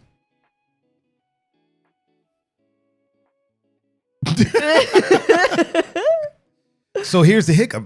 Everything has a hiccup, right? So I'm the one with the tool. Yeah. Right? We know what tool we're talking about. Yeah. By out of the gutter people. I'm the one with the tool. And that's why I usually sit facing the door. Yeah. Now at the same time, let's say Pun's my homie Pun, right? We had his birthday at a hibachi place. Mm-hmm. There was a few guys in there sitting facing the door. This time I was able to face the door. One of the times I wasn't. Mm-hmm. But I knew that all of the guys that were facing the door were also tooled up. John said, click, clack, motherfucker. They were also tooled up, right? So I know if something pops off, the likelihood of something popping off is slim. Mm-hmm. But if something pops off, I know they got it covered. Mm-hmm. And I'll have enough time to get to where I need to get to. So if you and I go out to eat, right, and I'm like, I need to sit facing the door, but your trauma is telling you that you need to sit facing the door, and the unlikely thing occurs that something pops off, what happens then? Because I don't even know it's popping off. I feel like you might freeze. There's certain people that's true, but there's certain people that like. Also, really quick, I'm not saying Emma. Like, I'm not saying women like in general would freeze. I'm saying specifically Emma might freeze. I had to make that clear. Even though I don't like doing disclaimers, but I mean, there's certain people like you, like I would trust in that situation. Yeah, like you're gonna notice even at the event, like at where you do, if you see me sitting at a bar, you're gonna notice me constantly looking around, constantly looking behind me. You do? Yes. See, so like that's, but like at the same time, I literally just said I do. You're like, you do? No, because I don't think people like actually pay attention to that. But I'm always looking over my shoulder. I'm always looking at what's behind me. I'm always looking at who's around me. But the more John said, you guys talking about Home Depot? Oh my God. But no, yeah, the more that I trust people, the less I feel the need to do that. Small says head is always on a swivel. Yes. Also, John, I got an idea for you. When she gets done, I'll tell you. I want to know the idea. I lost my train of thought. That quick? It's fast. It's like the bullet train in Japan. A couple of weeks ago, when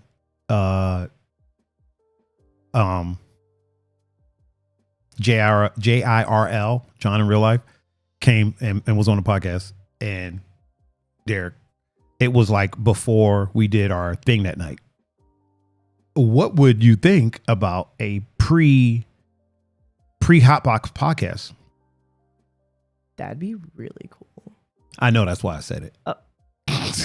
Okay. So I was thinking about maybe having John come over and chop it up but it couldn't be like right before because I start streaming games at 5. So it would have to be like, I don't know, maybe 4. On Monday, I could probably start a little bit later, but like maybe a couple hours before I stream, maybe have him. And then if he's having a guest, not he, John, if you're having a guest, him and like one of the guest DJs come over and chop it up for a minute before the evening's festivities. That'd be cool. I know it'd be cool. Okay. Basically bringing back Music Mondays, but instead of me being at the thing streaming it, because that's what I used to do. I used to do Music Mondays and I would stream Hotbox. I ain't doing that no more. My shit is way too expensive. And bass cats are way too rowdy. Ain't nobody kicking over my stuff. We are rowdy. So yeah, I ain't bringing all this stuff there.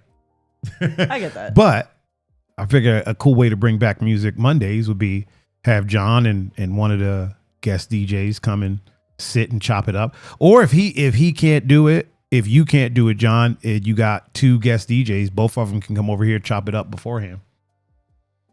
Kat said, can't have anyone spilling their drink on your laptop again. Yeah. That had nothing to do with Hotbox. What do you mean? Wasn't that at the midnight thing? It happened at Hotbox. It did? That also happened at on New Year's Eve. Yeah, no, before that, when Hotbox was still in Lakewood. When they used to do the open decks, and it was in Lakewood. Before it ever moved, my whole laptop got ruined. I had to get a new one. Damn. When I picked it up, liquid poured out of it. Yeah, it was something else. Yeah, it was kind of crazy. Yeah, but I think that would be an interesting idea to give back to the community so that people can talk trash about me and tell me that I'm predatorial. What? Nobody said that. I was about to say. But I'm sure someone would feel like I'm taking advantage of the artists because I'm doing a podcast with them. I've gotten that before. So when I used to do talks with Thaiger, like obviously I don't pay people to come and be on the podcast. Yeah. I've put a ton of money into the podcast. Yeah. And I don't have the money to give to people to come and sit and chop it up with me. So I have this series on YouTube called Talks with Thaiger, which is pre-recorded. It's not live. It's pre-recorded. If you want to do one of those episodes, you're more than welcome to. Which is basically a deep dive into that individual. So like you could talk about your trauma. You could talk about anything you want to talk about. The first episode was done with a woman where we met on that episode. Oh, damn. We met on Instagram and I pitched the idea to her because she seemed like an interesting person. And she came over and we did the first episode. John has done an episode. John's episode is really dope. Andre's done an episode. A lot of people have done an episode. I don't do it with everyone I know because like John is a very unique individual and John is not like a lot of other people. You're a unique individual and you're not like a lot of other people. And the things that you've gone through, a lot of people have gone through. And I feel like you speaking on it would help a lot of people. Same thing with John. John talked about, John said, what about daytime? That's what I'm talking about, John. I'm talking about doing it during the day before Hotbox. And we can talk about like what's coming up on that evening at Hotbox and so on and so forth. We'll chop it up, John. I'll call you. We'll chop it up. But I just wanted to throw that idea out there to you. Kat said those episodes were pretty great. We got to do a follow up with John. But yeah, I would like to do a talks. So that one's called Talks with Thaiger. The podcast is Talking with Thaiger because it's live. Okay. And it's like, there's chat, there's sound effects. Talks with Thaiger, no sound effects, no chat. It's literally just me and you, and we're talking. And it's not weird. You're talking. Yeah, I'm just facilitating. So it's you telling you. When I originally started the podcast, this may sound weird, but I reached out. I put on Facebook if anybody knows any. Like anyone in any field, whether it be strippers, sex workers, DJs, painters, whatever, anyone who is willing to tell their story, I wanted to facilitate that and get people's stories out. Yeah. And that's what Talks with Thaiger is. And season 2 is ready to start. So Yeah. if you want to do it, we can do it. Yeah, it's something I'd be interested in. John said emergency wing meeting. Dude. Oh my God. I mean, but yeah, if that's something that you'd want to do. Yeah, I'd be interested in it. It's a lot easier to do that than it is to do this. Yeah, I bet. Because when you're talking, there's people reacting. Right. You know what I mean? And you can kind of see them reacting. So it makes it a little weird. Yeah. And you feel like you're talking to a bunch of people because you are. You know, we got freaking like 15, 20 people watching right now. So you're talking to a bunch of people. The Talks with Thaiger thing, you'll open up more because it's just us talking. Right. You know what I mean? And I feel like you're one of the few people that I'd be willing to do that with, just because like I have confided in you. And well, I mean, you'll be doing it with the world. Yeah. It does go on the internet. Right. I understand. I've put the it's two just and two me and you. It's just I us. put the two and two together. It's just between us. You can tell me anything. It stays God. right here. No, yeah, I'd be interested in that.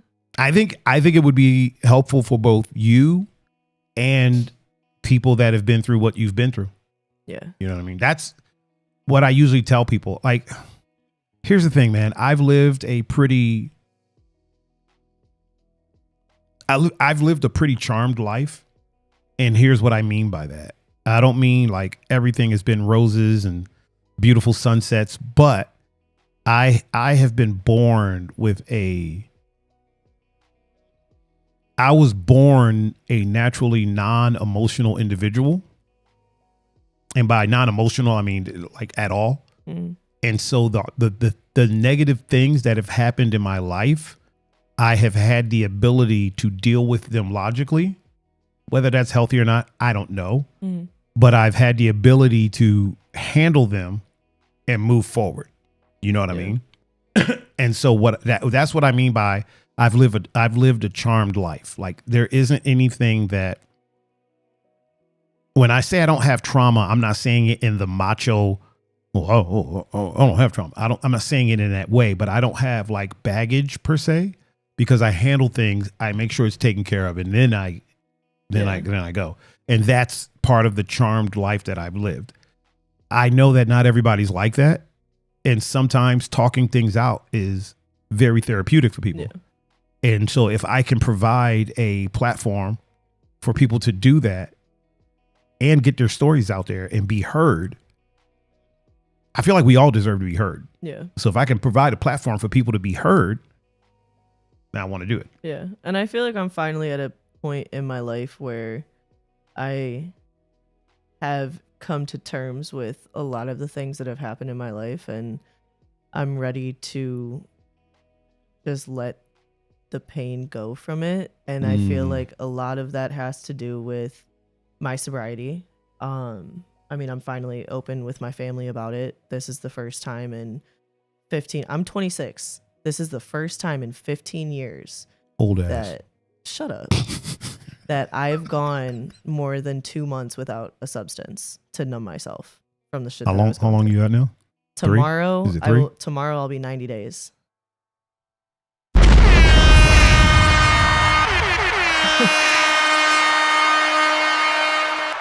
Kat says she be feeling all the things. Oh yeah. Congratulations on your 90 days. Thank you. That's huge. Yeah. Huge. Yeah. Especially like when huge. I know. I'm still trying to like it doesn't feel real. Like it really, and it's scary. And I mean, a few days ago, like I really wasn't okay. And this is the first time again in 15 years that I'm allowing myself to feel my emotions for what they are and not immediately go and get high or drunk. Not try to numb them up. Exactly. And so Did you say exact tea? I said exactly. Exact tea? It sounds like you said exact tea. No. But I was like, wait, what?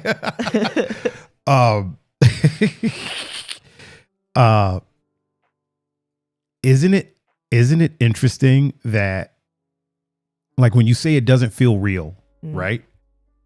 these feelings that you're feeling right now are as real as they get. I know, I'm so scared. And They're it's terrifying. like this is reality, but reality doesn't feel real. Exactly. Yes. You know what I mean? Like when you're substancized, which is a word I just made up.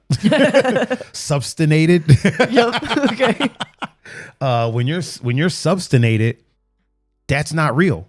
Yeah. You know what I mean? Like when you're drunk, when you're high, whatever, that's not real. And it's so interesting that when you aren't those things, it feels surreal because you spent so much time in the unreal that became your reality. Oh, yeah. And John said he's proud of you, by the way. And Thank Brian you. said, congrats. Thank you. Even give you one of these. Oh. There you go. Yeah, I don't know. It's nice to see people come up to me, and this has happened a lot recently, where I've had people who I met when I had fallen back in active addiction, and they've watched me get clean. They've watched me get sober, and I'm 90 days completely sober tomorrow. I'm a little over 7 months clean from my DOC, but I don't know what that is. drug of choice. Oh, okay. Yeah. And so You said IDOC? I'm almost 7 months clean from my DOC. I thought you said IDOC. And then when you said drug of choice, I was like, what does the I stand for? But Okay. yeah, I've had a lot of people come up to me and just tell me like, really quick, can I What? just interject for a second? what? You know, one of the things that I'm most proud of you, What? other than being sober, What? is that you never, to me, this is to me, you've never come up to me and said, use the term Cali sober. I don't know. You've never once to me. And the reason why I say to me is because as someone who identifies as straight edge, obviously, sobriety is something that's very important to me. And when people say Cali sober, I feel like they're kind of, listen, people can say what they want to say, and I'm not going to jump on a soapbox and be like, you're wrong. But when they say it to me, people find out that I'm straight edge, and then they say to me, oh, I'm Cali sober. And I'm like, it's not the same thing. No. You're not sober. Right. Because you're doing a mind altering thing. Now, granted, I don't view weed as a drug. It's a plant. However, it's not sober. No. You know what I'm saying? I agree with that. I don't think that you're a drug addict, but you're not sober. Right. My respect for you went up a lot when I sat and thought about it. And I was like, she has never said to me the term Cali sober. It doesn't mean I disrespect the people that have. Right. But my respect for you, the fact that you're like, I'm sober, like, period. And I got a lot of respect for you for that, which I know it's a small thing, but. I mean, it's not a small thing to me. I mean, it's coming from me, so it's huge. But.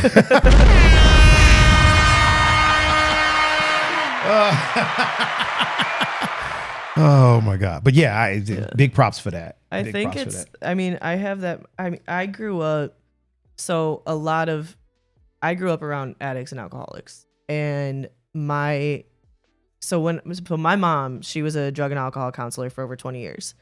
When I was younger, I don't know if you know what Kawasaki's disease is. I do not. Elucidate me. So it's a bacteria that eats away at your heart valves. And also, your really system. quick, just so you know, whenever I'm looking over here and stuff, I'm not paying attention to you. I'm just making sure everything's copacetic. Yeah. Oh, I get it. Some people don't realize. They think I'm not paying. Some people will stop talking because they think that I'm like, occupied, but I'm listening. Yeah. But please continue. Yeah. So when I was 3, I ended up in the hospital because of it, and I wasn't supposed to live past 5 years old. So basically, there was actually one night in the hospital where the doctors told my mom I probably wouldn't live through the night, so I had family coming to say goodbye to me. That's something I can get into farther with my biological father coming to say goodbye to me, which was one of my first memories ever.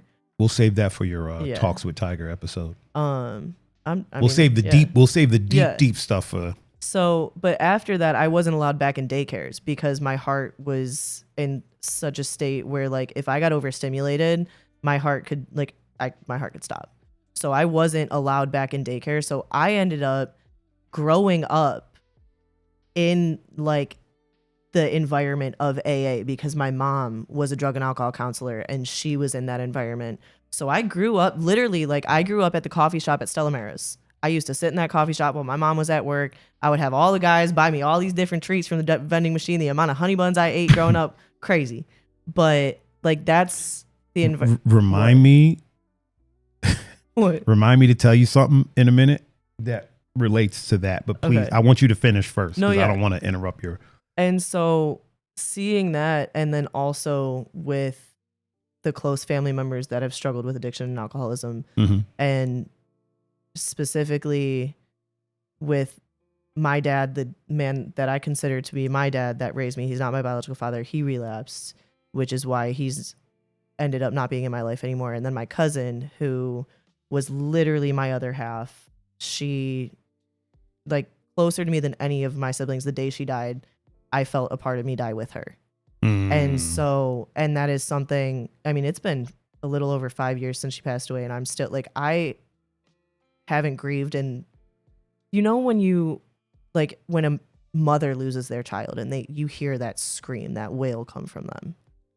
I don't know it firsthand, but I'm aware of it. Yes. Yeah. Yes. That is what came. And my roommates down in college, they were home when that happened. That is what came out of me that day when I got that call.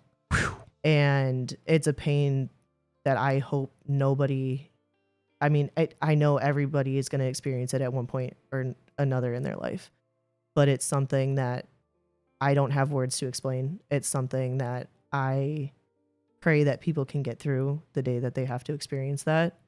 But because of these experiences that I've had in my life, I don't believe that you can pride yourself on sobriety if you are still Cali sober. I don't have anything against being Cali sober. I don't have anything against that at all. But seeing what I have at such a young age, especially growing up around that field, especially seeing when I was younger, like just seeing what I have at such a young age, like we're talking before the age of 10 years old. I can't tell myself that I'm living a life in recovery and sobriety if I'm still smoking weed. I feel that. So that's kind of, I absolutely feel that. that's where my mindset is on that. I'm gonna blow it up for you.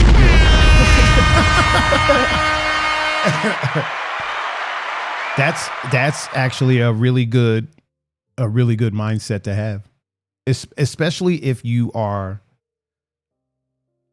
Different things work for different people, right? Mm-hmm. I talk about that pretty often, like being vegan, for instance. People who are vegan will preach to you how being vegan is the best way to live life. People who are on a carnivore diet will preach to you how that's the best thing. But I know I got a friend, TG actually. You know TG. Coach? Yeah. I love TG. him. I've known TG forever. TG his body rejected meat. He almost died. TG was DJing with a bursted appendix. Yeah, ask him about it. He'll tell you. I think he's been on a podcast and talked about it before, but he almost died like in front of us. Oh, that's you know what I mean? Like in front of our eyes. Yeah. His body was rejecting meat. TG had to go vegan. TG used to eat meat. He had to be vegan because eating meat was literally killing him. That's you know what wild, I mean? Yeah. Then I got friends that go vegan and it's the worst thing that has ever happened to them. Their body doesn't, you know what I mean? So different things work for different people. Mm-hmm. I say that to say this. The Cali sober thing works for some people. I got a friend who works out on the island I DJ on out in Put in Bay. She's one of the bartenders. She's a manager now, but she went the Cali sober route where she was like, I'm not going to do drugs. I'm not going to drink. She still smoked weed, but she was drinking so much that it was killing her. And that got her to a point to where she's living now. You know what I mean? And that's fine. Like that's fine. So that I just wish there was a different name for it. Me too. Instead of quote unquote Cali and then putting sober on the end of it. But again, the act itself, I got no problem with it.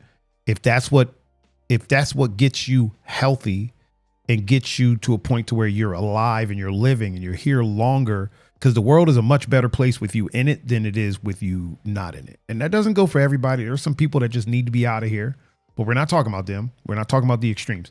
But yeah, so, but the fact that the route that you went and you stuck to it, dude, props to you, yo. Props Thank to you. you for real. I'm gonna blow it up again. You ain't gonna get the air horn though. What I wanted to say, me and you are a lot more alike than you Hazel said, don't forget to circle back to the honey buns. So it's not the honey bun. My homie Gimp said cannabis use has been used to get people off of pills and heroin. Oh, yeah. Absolutely 100%. I don't know if you caught the first part of the conversation. I'm all for it. And I also said that I don't view it as a drug. It's a plant. In fact, I just DJ'd a company party for a cannabis company. Yeah. That's awesome. They've requested me. I DJ'd it last year. They've requested me for this year. Oh, I love the straight edge guy. Yeah. Yeah, I'm all for it. Now I will say this, and this is a little funny. This is a little funny side note. Me and Gimp have had this conversation before.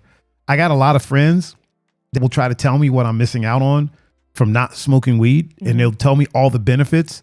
And I'm like, dog, I understand that, but you just want to get high. Right. You ain't got glaucoma.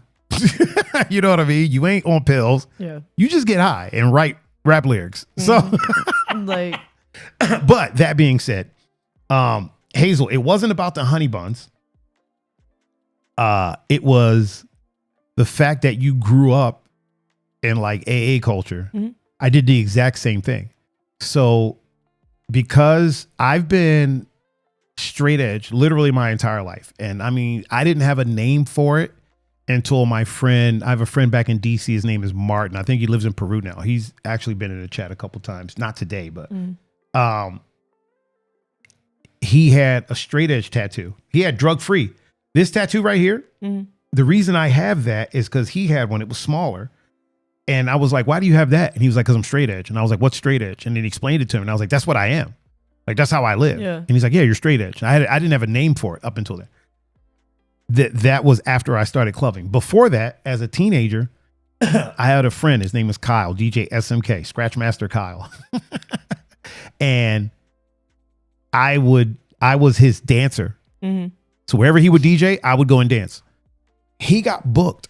So the AA place up the street from my house in Rockville, Maryland, they would have dances every Friday. Yeah. Every Friday from like 9 to 12. So that people who are in the program would have a place to go and hear music and dance with each other. Lots of coffee, lots of cigarettes, obviously. Oh, yeah. But he got booked to DJ at these dances. So I would go and dance. Yeah. And I'd just be there dancing, and everybody would dance, and then they'd watch me dance. And then other dancers would come because I was there. Yeah. So the other B-boys would come there because they're like, oh, it's a place we can get in and we can dance. Yeah, hell yeah, we'll come. You pay your $10, you go in there and dance, right? And so from that, I started hanging out with the entire AA crowd because I'm like, it's a group of people that they don't drink, they don't do drugs, and they're not, contrary to popular belief, my friends would judge me because I didn't do those things. And these people didn't. You know what I mean? I thought it was weird they drank a lot of coffee and smoked cigarettes because that's kind of... That's all we have left. Yeah, but it's like, whatever. But yeah, I grew up, and I'm talking, this is like from the age of 13 to like adulthood. Yeah. I stopped going because they stopped doing it. Oh, okay. They sold the building. Yeah. That was my Friday night. I would go there and then leave there and go to the club in downtown DC that stayed open until 6 a.m. Like, that's what I would do. So it's like right now when people are like, dude, they'll see me at after hours till 6 a.m. and they're like, how do you do it? And you're sober. This is why. This is what I was doing. This is how I grew up. This is what I did. I grew up I would even go to the meetings. Yeah. Matter of fact, a few of my first girlfriends were like, oh man, a few of my first girlfriends were like that people that I met at AA meetings and stuff. I mean, because of the way that I was involved into it, I was that kid in the back of the AA meeting listening on all the things. And that's part of the reason I was so hard on myself when I did fall back into it, because I learned. Hold one second. Gimp, 100%. I will be in touch with you and we will figure out of time for you to come and be on. 100%. Also, John said he got kicked out of AA and told to go to NA. Literally, how? How? I mean, AA is a very specific thing, right? Not anymore. Not anymore. Where I was, it wasn't at all. Not anymore. It was for a very long time. So now it's combined? No, I wouldn't say like completely combined. There are specific AA and NA meetings, but the ones that I've gone to recently, because growing up in it, I had a very set mindset of what AA was. Mm-hmm. And because of the things that I've gone through with the church, which is something else that we can get into later. 100%. I was very against it. I was very against like Catholicism, Christianity. I was against the principles that AA was founded upon. But when I realized I couldn't do that, and I need to continue going to AA meetings. I need to get back into it, and I've gone to a few. But when I realized about, I would say like 3 weeks ago, like I was like, I can't do this alone. I'm like, there was a night where if it weren't for my friend showing up when he did, I most likely would not be here right now. And I don't know if he's cued in. You know who you are if you are, and I cannot thank you enough for that. But when I started going again, and I was really quick, not to interrupt you, Hazel asked a good question. She said, can't it just be called Addictions Anonymous?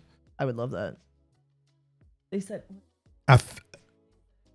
it was not my genre. It's crazy. Wow. Like house music? That's funny. Oh my god. I'm just joking. But hang on, they're still laughing. This one girl just keeps listen. The ending of it is the best part. Just, that's like a stock sound effect that's in there. Oh my god, that's so funny. They said it's not your genre, Dude. like classical music. It's an acquired taste, like Cajun food. Like I got them all. I got them. I'm a witty individual. But please continue. No, yeah. So I went to this one. It was an all women's meeting in Lakewood, and was there a lot of bickering? Watch it. Oh my god. I'm kidding. I'm kidding, people. I'm kidding. I'm kidding. No, it was really cool because they actually touched upon the fact that AA is straying away from strictly Catholicism and Christianity. And it's more. Wait, that was part of it? Yeah. Oh, I didn't even know that. Yeah. I wasn't paying attention at the meetings. I was just there. But yeah, I'm trying to I think his name's like Dr. Bob or something, the creator of like the founder of AA. Is he in jail? No. He's from Akron. That's great. That's great. I mean, the fact that he's not. We know that the creators of a lot of things end up straying way somewhere else. Yeah. And then next thing you know, allegations and they're in jail, and you know what I mean? Yeah. So the fact that he's not in prison. Yeah. He was from Akron though. Oh, that's dope. Yeah. But were there a lot of alcoholics in Akron? So AA, if I'm correct, I would have to look into it. AA was started in Northeast America. I want to say the first group was started in Akron. Okay. He was a legitimate doctor. A little bit of Ohio history for you guys. Yeah, I'm almost like I'm 80% sure that the first AA meeting was held in Akron, Ohio. John said he didn't like that part. The Christianity and Catholicism. Yeah. Well, that's what made me stray away. And a lot of it had to do with what I'd gone through with the church. Oh, hold on real quick. Also, for everybody that's watching, all the people that are part of the reserve, we will be playing Dead by Daylight tonight. Don't worry. It's still going to happen. We might start a little bit late because I don't want to just cut the podcast off like that, but we'll be fine. It's like 4:45. Yeah, we're fine. We're fine. This might be I see you once in a blue moon. We're fine. Sorry, I was just making sure. I am being brought onto this startup business. Oh, look at the snow. It's so pretty. So you know what ADHD is like? This. Let me explain it to you. Let me explain it for those that don't know. It's like driving It's like you look out your window, right? And you see a monkey.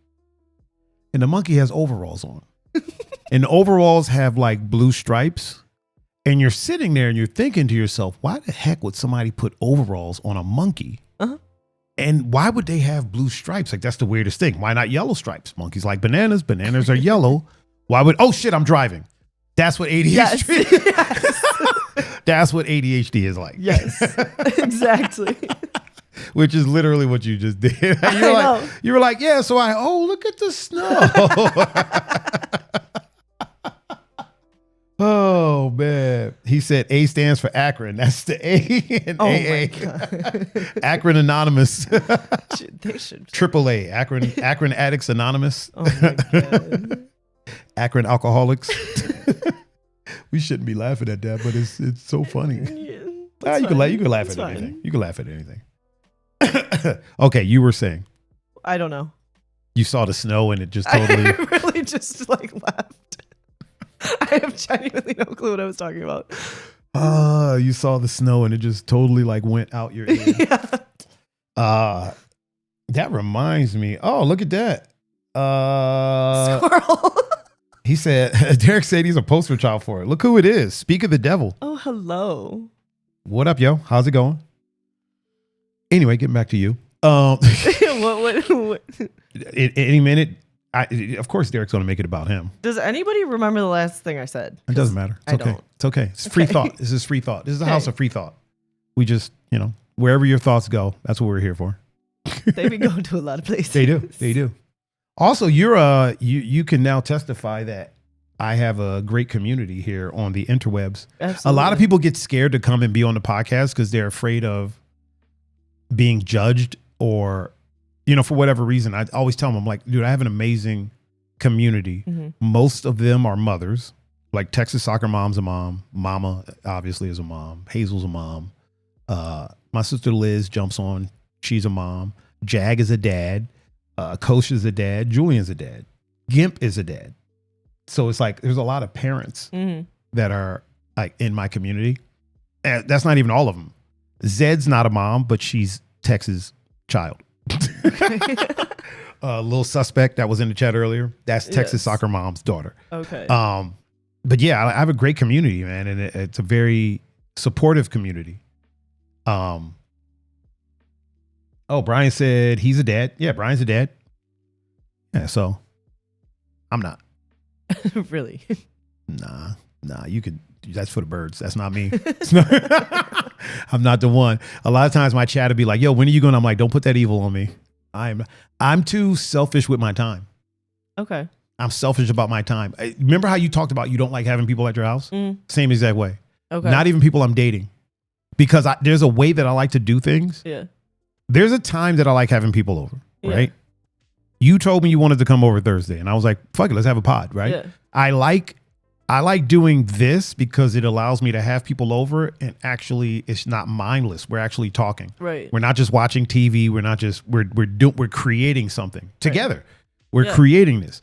If I'm seeing someone, I don't mind them coming over and us being mindless, but I think we've lost the ability to just be around each other, and that's enough. Mm-hmm. Like, you may notice there's a lot of screens in my house. I got like 12 TVs in here.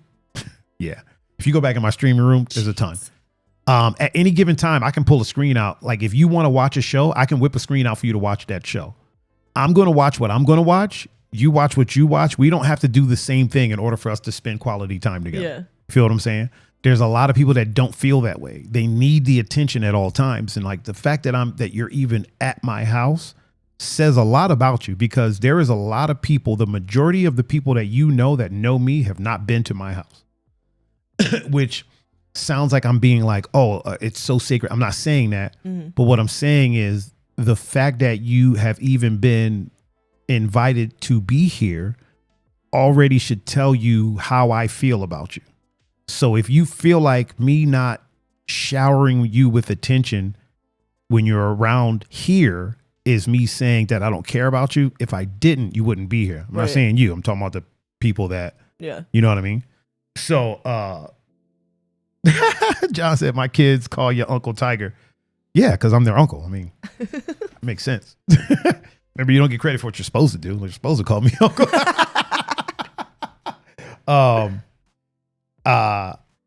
He said he has little demons, but he loves them. Hazel says she misses having her time.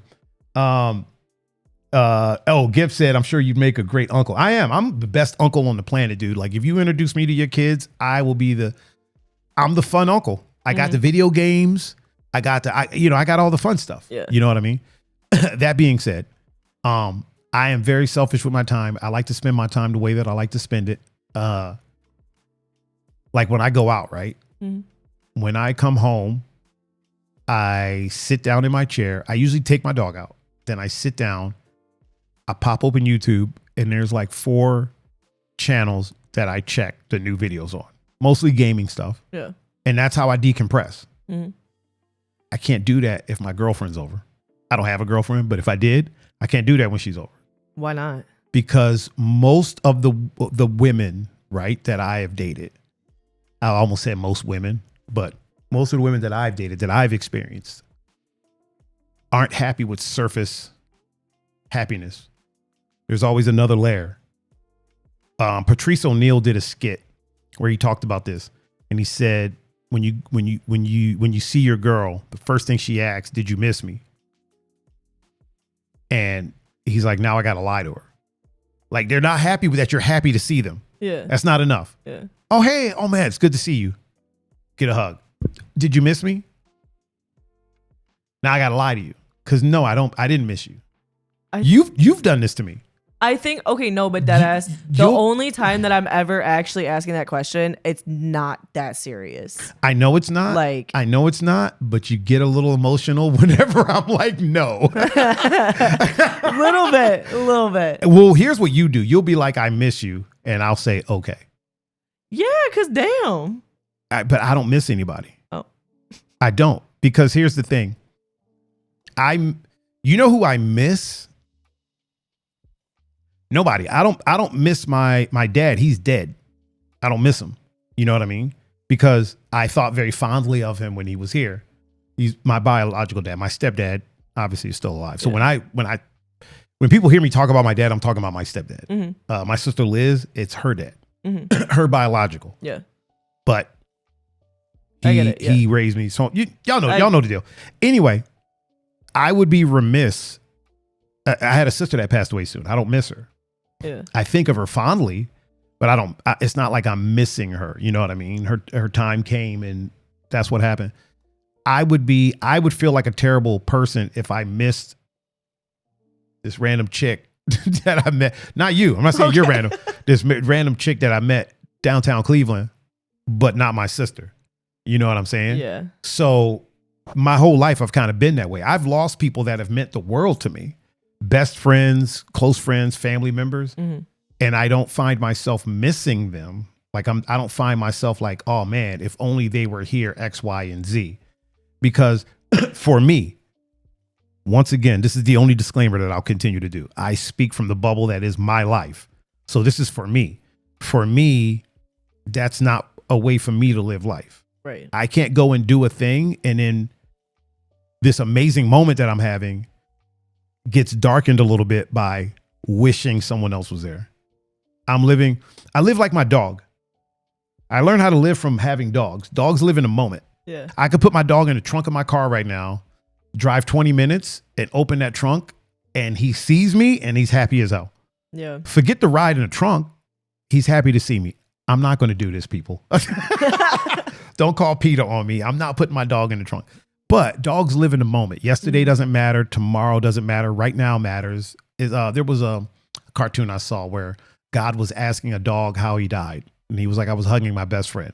And he was like, yeah, but what killed you? He's like, doesn't matter. I was hugging my best friend. You know what I mean? Mm. And like, that's how I feel about things. It doesn't matter what happens tomorrow. It doesn't matter what happened yesterday. I want to live in this moment right here. Yeah. And I don't want to taint this moment by, this moment is perfect as it is. I don't want to taint it by wishing that there was like additives. Yeah. Now, that's not saying that everyone should live that way. I am an emotionless prick. So, so this works for me. Yeah. It's not going to work for everybody. You, on the other hand, you wear your emotions on your sleeve, sometimes to a fault, and you got a sassy mouth because of it sometimes. So this might not work for you. So I'm saying for me, that's what works. So and I also, part of the whole emotion thing is sometimes I don't know how to fake it. I can fake anger because I don't get angry, but sometimes I need to fake that so that people understand, like, hey, you're crossing a line. Yeah. I have a little trouble of faking the gushy emotional side of things. So when people are like, oh, I miss you, I'm like, okay. Or they tell me they love me. Okay. Yeah. I've always been this way. You can ask John. I've always been. Jay said, don't make me cry, T. What up, Jay? How are you, man? Hazel said, that's called emotional intelligence. Pass some of that over here, please. Hazel said, you were gone for 2 whole seconds. You weren't gone long enough to be missed. That's true. I'll see people and then see them a week later. They'll be like, oh my God, I missed you. And I'm like, dog, you saw me like 4 days ago. Yeah. And we chatted in between that. See, I said I missed you yesterday, but I isolated for like 3 weeks from a lot of people. So I did miss you. I didn't realize you were gone. Oh. I'm joking. That's it. I'm kidding. But yeah. No, you really didn't notice. I did. Oh, okay. I do. I just don't concern myself with stuff like that. And the reason is, it's not in a pompous way, but it's because I know you have a journey. Everybody has a journey, and that journey doesn't always involve me. I am not a person that is like, you didn't reach out, so I am upset. Yeah. If we were in a relationship, I would like for you to let me know, hey, I'm probably going to be unreachable for a couple days. Okay. Just do something to let me know you're safe. Send me an emoji. Send me a thumbs up, and I know you're alive and safe, and okay, take all the time that you need. I don't crave attention, even in a friendship. I don't crave attention so much that you need to let me know your every step. I know you're alive. You know what I mean? Like, I see you posting on socials. I know you're alive. I'm also not a person that's like, oh, you couldn't hit me up, but you could post on Instagram, or you could post on. I think people need to realize that social media has become, one, it's become business related. You know what I mean? 2, it has also become a way for when people need to step back from speaking to everyone. Social media has also become a way to let everyone know that you're alive and you're safe. You know what I mean? I know probably most people don't look at it this way, but kind of the way that I look at it is, I have a lot of friends who disappear. Somebody in the chat right now, I don't know if I'm allowed to say her name. She was talking about emotional intelligence, has a habit of disappearing, quote unquote. You know what I mean? But she'll also post on social media. Yeah. And there's never a time where I'm like, oh, so you can post on there, but you can't talk to me. I look at it as she's posting, so she's alive and she's safe. Or if there's an issue, she'll be talking about it on there. You know what I mean? So when she's ready, she'll reach out. Right. I give her a hard time. When she reaches out, I'll be like, oh, you couldn't talk to me. But I'm never serious about it. Yeah. She goes, hey, leave me alone. I'm not dogging you, Hazel. But social media is a way for me to see that person's safe. Kat is another individual. Kat never disappears, but Kat drives trucks. Wait, is that the one that drove over here? And yeah, that's her in the chat. Yeah, she drove over here. Kat will send me snaps that have nothing to do with me. Kind of sometimes have nothing to do with anything. And I have a bad habit of never responding to them, but it's because I look at it as, I know she's safe. I know she's alive. I don't know where she's going. I don't know where she's been. I don't know where she's at a lot of times. So knowing she's safe, knowing she's alive is a good thing. And then I know I'll see her in the chat later that evening. I can talk about it, when I'm streaming. But yeah, Like I look at it. She said that she leaves tracks in the yard. Yes, they're still there. There's literally a track still there, but shh. I don't think my landlord watches this yet. But but yeah, so I look at it as I look at social media as a way to see that people are alive and safe. And when you isolate, you tend to still post. Yeah, my close group knows that like if I'm isolating and I stop, like if my presence on social media stops, that's when they know they need to check in. So like Okay. yeah. I'm gonna punch you in your ankle. Why? I don't know. Kat says she's done a lot of isolating in the last couple years. And then she goes, "Are you serious about the tracks?" Yeah. Hazel said, "No matter how long I isolate, these funnies will hit the net." She do be having jokes. Yeah, I feel like my whole life has been a life of isolating for one reason or another, but not in a negative sense. Not in a sense of I feel like I need to isolate myself from the world, but I've kind of lived in isolation because I don't often meet people like me. Mm-hmm. You know what I mean? Like all the things that I do, I don't meet a lot of straight edge people in that area. Yeah. I know like one or two straight edge DJs. I know like one straight edge gamer / streamer. Yeah. You know what I mean? I know like I don't know any straight edge MMA fighters. I don't know any. I don't know many people on my side of the wings, if you will, that are also 2A people. You know what I mean? Yeah. Like obviously people know that where I stand, not politically, because I don't like politics, but where I stand in life, but I'm also 2A all day. You know what I mean? Yeah. So I don't know many people. When I hang out with my 2A buddies, it always delves into a political, opposite political conversation, and I got to walk away from that. I'm just here to send lead downstream to a target. I ain't here to talk about voting and all that stuff, dude. I just want to. Right. I just want to play around with these pews and have fun. You know what I mean? Yeah, yeah.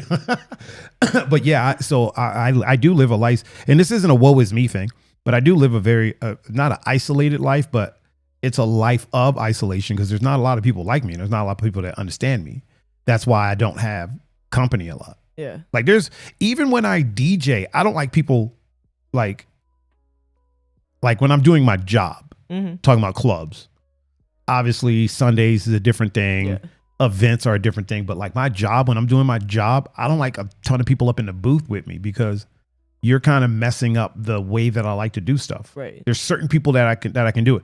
Julian is one of the few people that will like come up in the booth with me and be in the booth with me all night. Mm-hmm. So is Pun and John. Mm-hmm. Like there's a few people, but like the majority of the people I know, I don't want them in the booth because now they're saying things or doing things or acting in a way. And I'm like, yo, you're messing up the feng shui of what I got going on over here. You know what I mean? Like there's things that I like to do. Hazel says she be in the booth. No, you don't.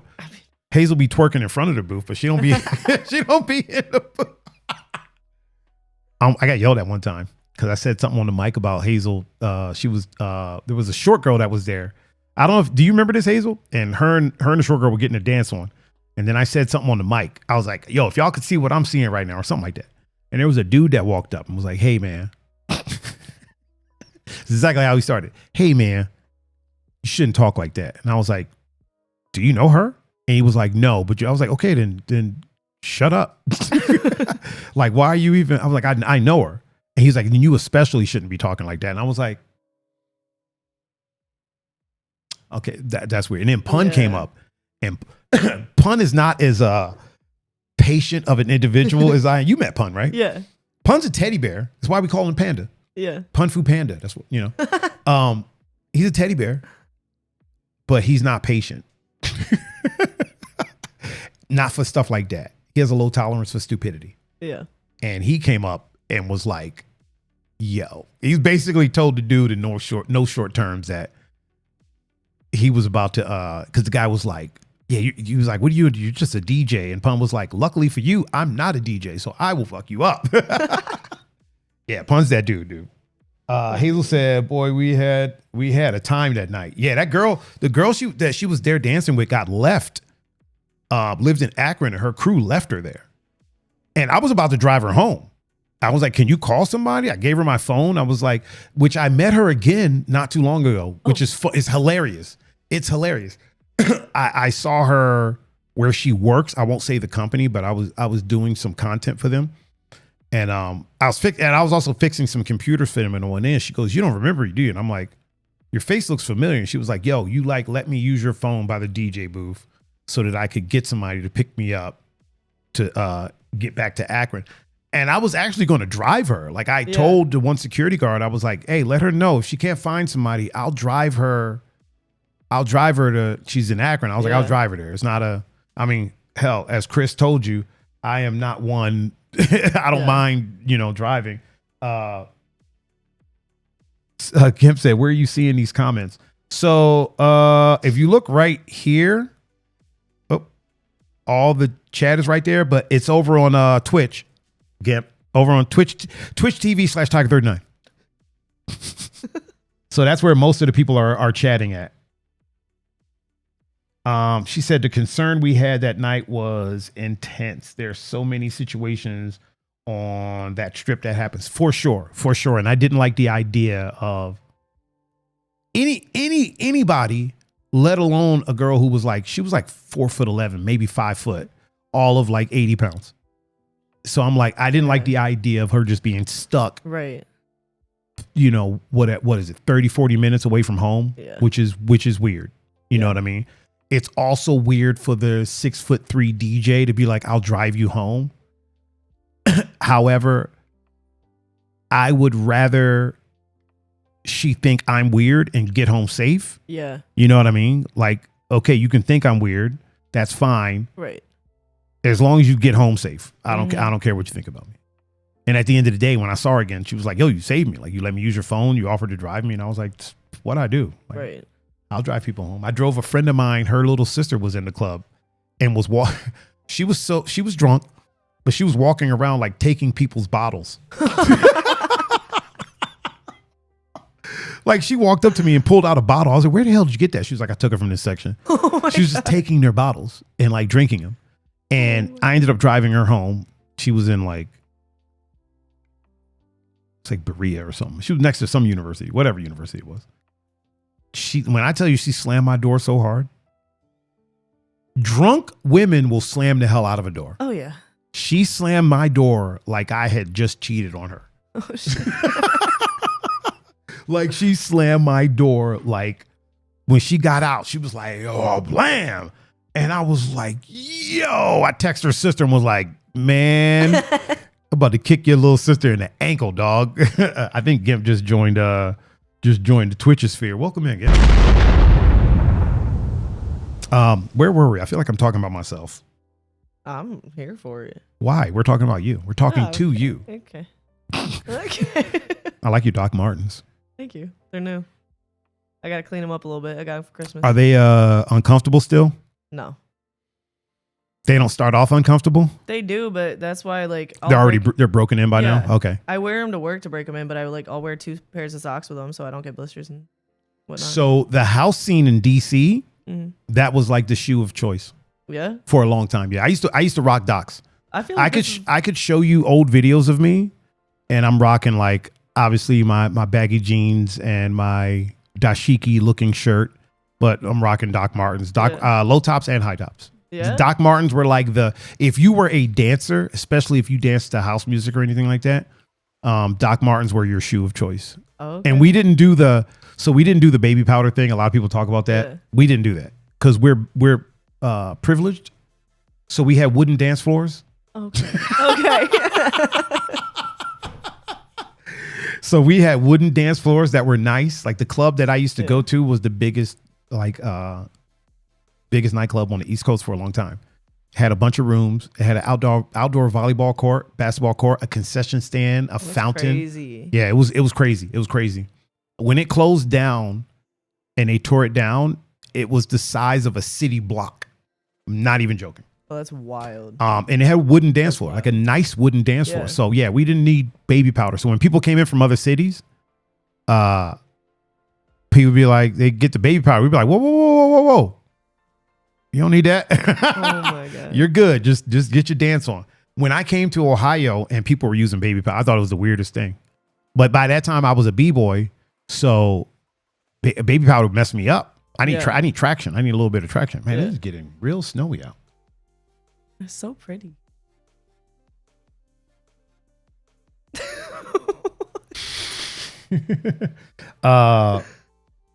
He said, Gimp said, docs are steppers. For sure. For sure. Brian said, great parties back in the day. For sure. For sure. Kat said, baby powder for what? Baby powder to make the floor a bit more slick so that you can slide around for your dance moves and stuff. But if you were good at what you do, you didn't really need baby powder. But I am all about everyone dancing. So I will say that's the difference. Sometimes people ask me about the scene back in the day and the scene now. And I would say the main difference is people dance. Everybody dance. Yeah. Nobody dances now. What I mean by that is they're moving, but there's no dance circle. Yeah. There was a time where there would be a circle somewhere and you had people that were, taking turns and dancing in that circle. Yeah. You didn't walk through it because that's disrespectful. You didn't hold your drink by it because if you spill it, that's disrespectful. There was a lot of respect that was involved in the dance music scene. You didn't interrupt someone when they were doing their thing. If they were spinning a ball, you didn't interrupt that. If they had lights on the fingertips and they were doing their thing, you didn't interrupt that. You let them express themselves artistically.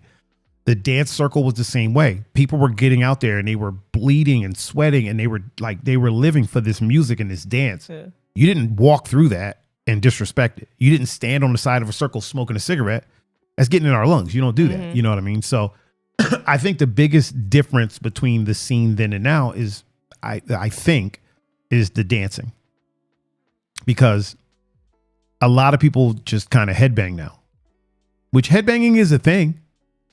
Yeah. But if I were to start breaking, if I came to your place of work and started breaking, people would look at me like I'm crazy. Oh, yeah. Or they would laugh because they don't understand it because people tend to do that. Yeah. They'll start laughing.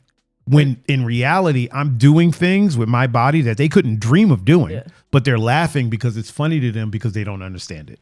Yeah. You know what I mean? Because I'm not headbanging. It's a lot of headbanging and ass shaking. Yeah. Yeah. And even the ass shaking isn't like good. It's not. It's trash. You get one here and there, but in the grand scheme of things, when you think about the shaking of a posterior, right? And you look at what goes on in the scene, I'm talking about on average, if you take all of them collectively and average it out, it's hot garbage. Of course, you'll have one or two people that know what they're doing, but even the ones whose job it is to go to, they work in a club, which is known for the shaking of body parts. Even they're trash. They suck. I couldn't tell you on the club part because I've only I can tell you firsthand that when me and John have had emergency wing meetings and I've seen people there that I also see at events, their skills are hot trash. Garbage. I mean, I've been, I just don't remember. Yeah, garbage. Yeah. And I have a very high standard. I think that if you're getting paid to do a job, you should do that job to your best ability.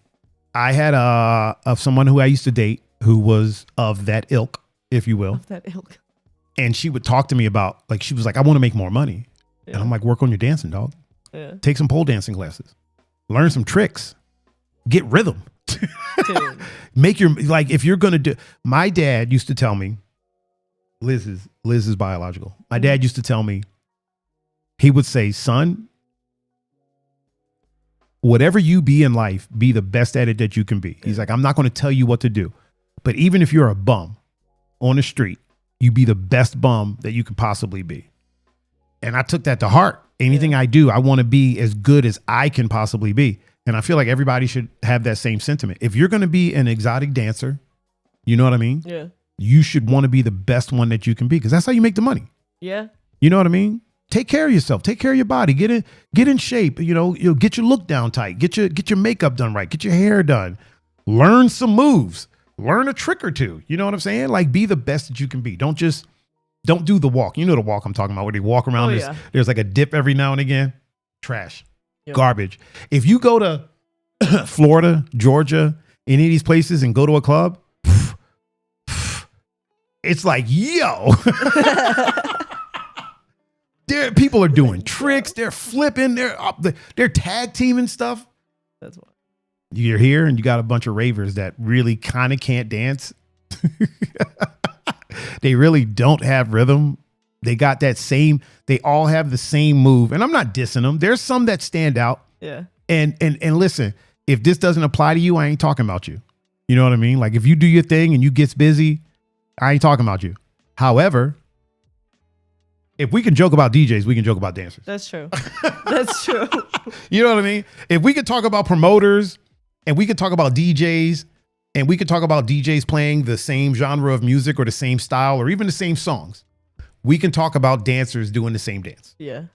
I feel like, was it you? I can't remember who it was, but when I was always at raves fucked up, I guess I had this one move and someone was making, It was probably me. I want someone to show it to me sober because I don't remember what it was, but I remember that it was really funny. It was probably me. It was I probably wouldn't me. be surprised. And you probably thought that was the sexiest move on the planet. Because that's what we do. We think that move is the sexiest. Yo, there was a move that I used to do. I feel sexy when I DJ. Okay. Okay. That's not even a joke. The only time that I feel, I'm not a sexy guy. I'm handsome. I am. This is facts. I'm handsome. Okay. I am charming. Yeah. I'm devilishly charming. Devilishly handsome at that. But I'm not sexy. Okay. Women don't look at me and they're like, oh my God, he is so sexy. They don't do that. They'll say he's handsome and then they'll talk to me and they'll be like, oh my God, this dude's mind is amazing. It is what it is. The only time that I feel sexy is when I'm DJing. This is the God's honest truth. You've heard it here first, people. This is the God's honest truth. The only time that I personally feel like a sex symbol is when I'm DJing. I feel like that's a lot. No, it's not. It's not. Really? No. I've talked to them. I've asked them. Most of them feel hype. Most of them feel like the center of attention, of course. Yeah. I'm talking about when you watch me DJing, right? Depending on what I'm playing, like if I'm just doing my thing and I'm being me and I'm expressing myself, that is pure sexuality. Okay. I even made a mixtape called Sexuality. It was all songs with like groovy saxophones in them. But that's the only time that I feel extremely attractive is when I'm DJing. Okay. Yeah. And like, I don't know where I was going with that, but there's a little side note. I don't know where I was going with that, but yeah, that's the only time that I always feel attractive. I really do. But the only time that I feel celebrity level of attractiveness, or like I feel like the sexiest person on the planet when I'm DJing. That's kind of how I am when I'm bartending and like the bar is busy and I got that shit on lock. Like, there you go. Yeah. And you're killing it. Yeah. And nobody's like waiting and everybody's doing, you know what I mean? Yeah. Everybody's happy. Yeah. Everybody's just in a state of euphoria, if you will. You are the sexiest person on the planet. Yeah. And I feel like that when I'm DJing. When I'm DJing, I feel like I am doing something that, number one, I'm good at it. I'm like wizard levels of good at it. I'm so good that I don't even think when I'm doing it. It's not a brag. This is a fact. And so because of that, I feel like I'm doing something that no one else on the planet in that exact moment can do. I'm not saying that's the case. Yeah. But to me, that's what I'm doing. And every woman I see finds me the most attractive person on the planet. It's not true, but in my head, that's how I feel. That's how DJing makes me feel. Makes me feel that when when women come up and are like, oh my God, that was really amazing, or that was really good, or you're really good, they are telling me that I'm the sexiest man on the planet. Yeah. See, that's how I feel. Like I'm to that level when I'm like, and this might sound corny as hell, but not bartending, more so when I'm like sharing, like, because I write a lot, like sharing my writing and intellect. Like when I am actually able to have like an intellectual conversation and an expression of your artistic being. Yeah. Like when I'm DJing. Yeah. That's what I'm saying. Yeah. When I'm expressing myself and when you're expressing yourself. Yeah. Something that you love and you have passion about. Yeah. Something that I was actually, so just recently, I mean, you wouldn't know because you unfollowed me on Instagram. Wow. Wow. I'm not hurt. You shouldn't be because it's factual. I did unfollow her on Instagram. For a reason, and it was a very valid reason. Okay, don't do a voice. Okay.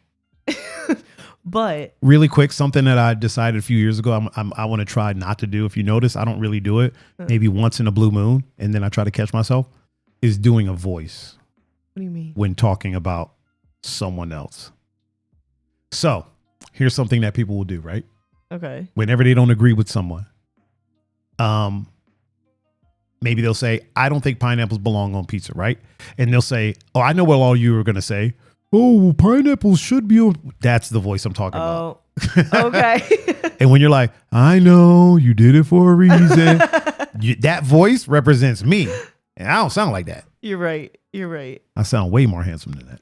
Oh my God. No, but yeah. I was not expecting as many people because I started sharing some of the things I write on Instagram. And I'll post it on Facebook every now and then. But the amount of people that have reached out to me and like either were shocked first and foremost that I'm able to communicate my ideas and my emotions in that way. But a lot of people have thanked me for being vulnerable and sharing what I have, which I wasn't expecting. Yeah. There's a few things on there. Jay said his voice is his meal ticket. You should watch the stream one day. Okay. You should watch the stream tonight. I have to go to my mom's after this. Download the Twitch app on your phone and watch the damn stream. Do that. I know you can. Jay's voice. So I call him Barry Brown because he's Puerto Rican. Yeah. He sounds like Barry White. His voice is super deep. Wait, you were talking about, he was the one that you were like, I thought I had a deep voice. And I thought my voice was cool. Not deep, but I was like, I have a nice voice. Yeah. And then he jumped on stream one day and he's like, and I was like, I start talking deeper whenever he's on stream. Whenever he's in the chat, I start talking deeper. Oh, hey, there's Zed, Little Suspect 24. Oh gosh, she's doing the McCat thing. So they got on this whole McDonald's thing last night and everything was Mick something, like at the end of the stream. Yeah. And I see we're going to be starting that up right at the beginning of the stream. Zed, are you playing Dead by Daylight today? And Jay, are you ready to be... I know Jay is. Zed, are you playing today? Also, is Mama playing? Oh, God. There they go. There they go. See what I got to deal with? This is why I have moderators. to ban people like that. Unfortunately, a lot of them are moderators. What were we talking about? I feel like we got so off topic. So I'm going to make I got to talk to Crowley. You know Crowley. Yeah. I got to talk to Crowley. Crowley does all my graphic design. Yeah. I don't get graphic design stuff all the time, but when I do, she does it. And I think I'm going to make a splash screen for Talking with Thaiger and then a new Talks with Thaiger splash screen. And then I think I'm going to have her make some lower thirds. Zed, are you going to answer the question about playing Dead by Daylight in a little bit? Oh my God. Look at them. Look at them. This is what I deal with. Oh my. This is what I deal with. All right, people, we're about to get out of here. We are about to roll out. Where is my outro music? Wrong one. There we go. Everybody, thank you for watching this episode of Talking with Thaiger. Or should I call it the Talking with Thaiger podcast? I don't know. Which one do you think? I like the first one. Talking with Thaiger? Yeah. I mean, on the screen thing, I'll probably have it say podcast, but whatever. We will be back next time with another guest. But I've been your host, Mr. Thaiger Adinaldo, and joining me today has been Miss Emma Bressler. Emma, why don't you tell the good people where they can find you on the social medias? I'm on Facebook, Emma Bressler, Instagram, Emma_Bressler. Pretty much all I use. I don't go to X or. Do you want to tell them how to spell that? EMMA_BRESSLER. That was very good. Yeah, I can spell. And of course, I have been your host, Mr. Thaiger Adinaldo. You can find me everywhere at Thaiger39. That's THAIGER 39.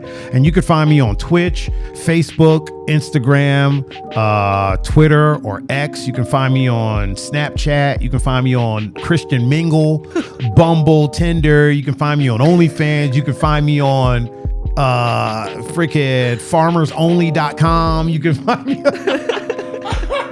as Pun would say, anywhere that there is social media and there is a handle, you can find me at Thaiger39. We will be streaming some Dead by Daylight in a little bit.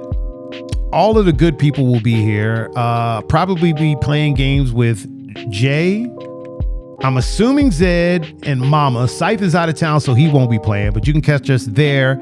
Twitch.com/Thaiger39. We might stream it on Facebook as well. Facebook.com/Thaiger39. But in the meantime and in between time, I am out of here, guys. Thank y'all so much for watching this episode. I hope y'all have a lovely, lovely rest of your Thursday, and I will see you on the next podcast. Peace! Woo!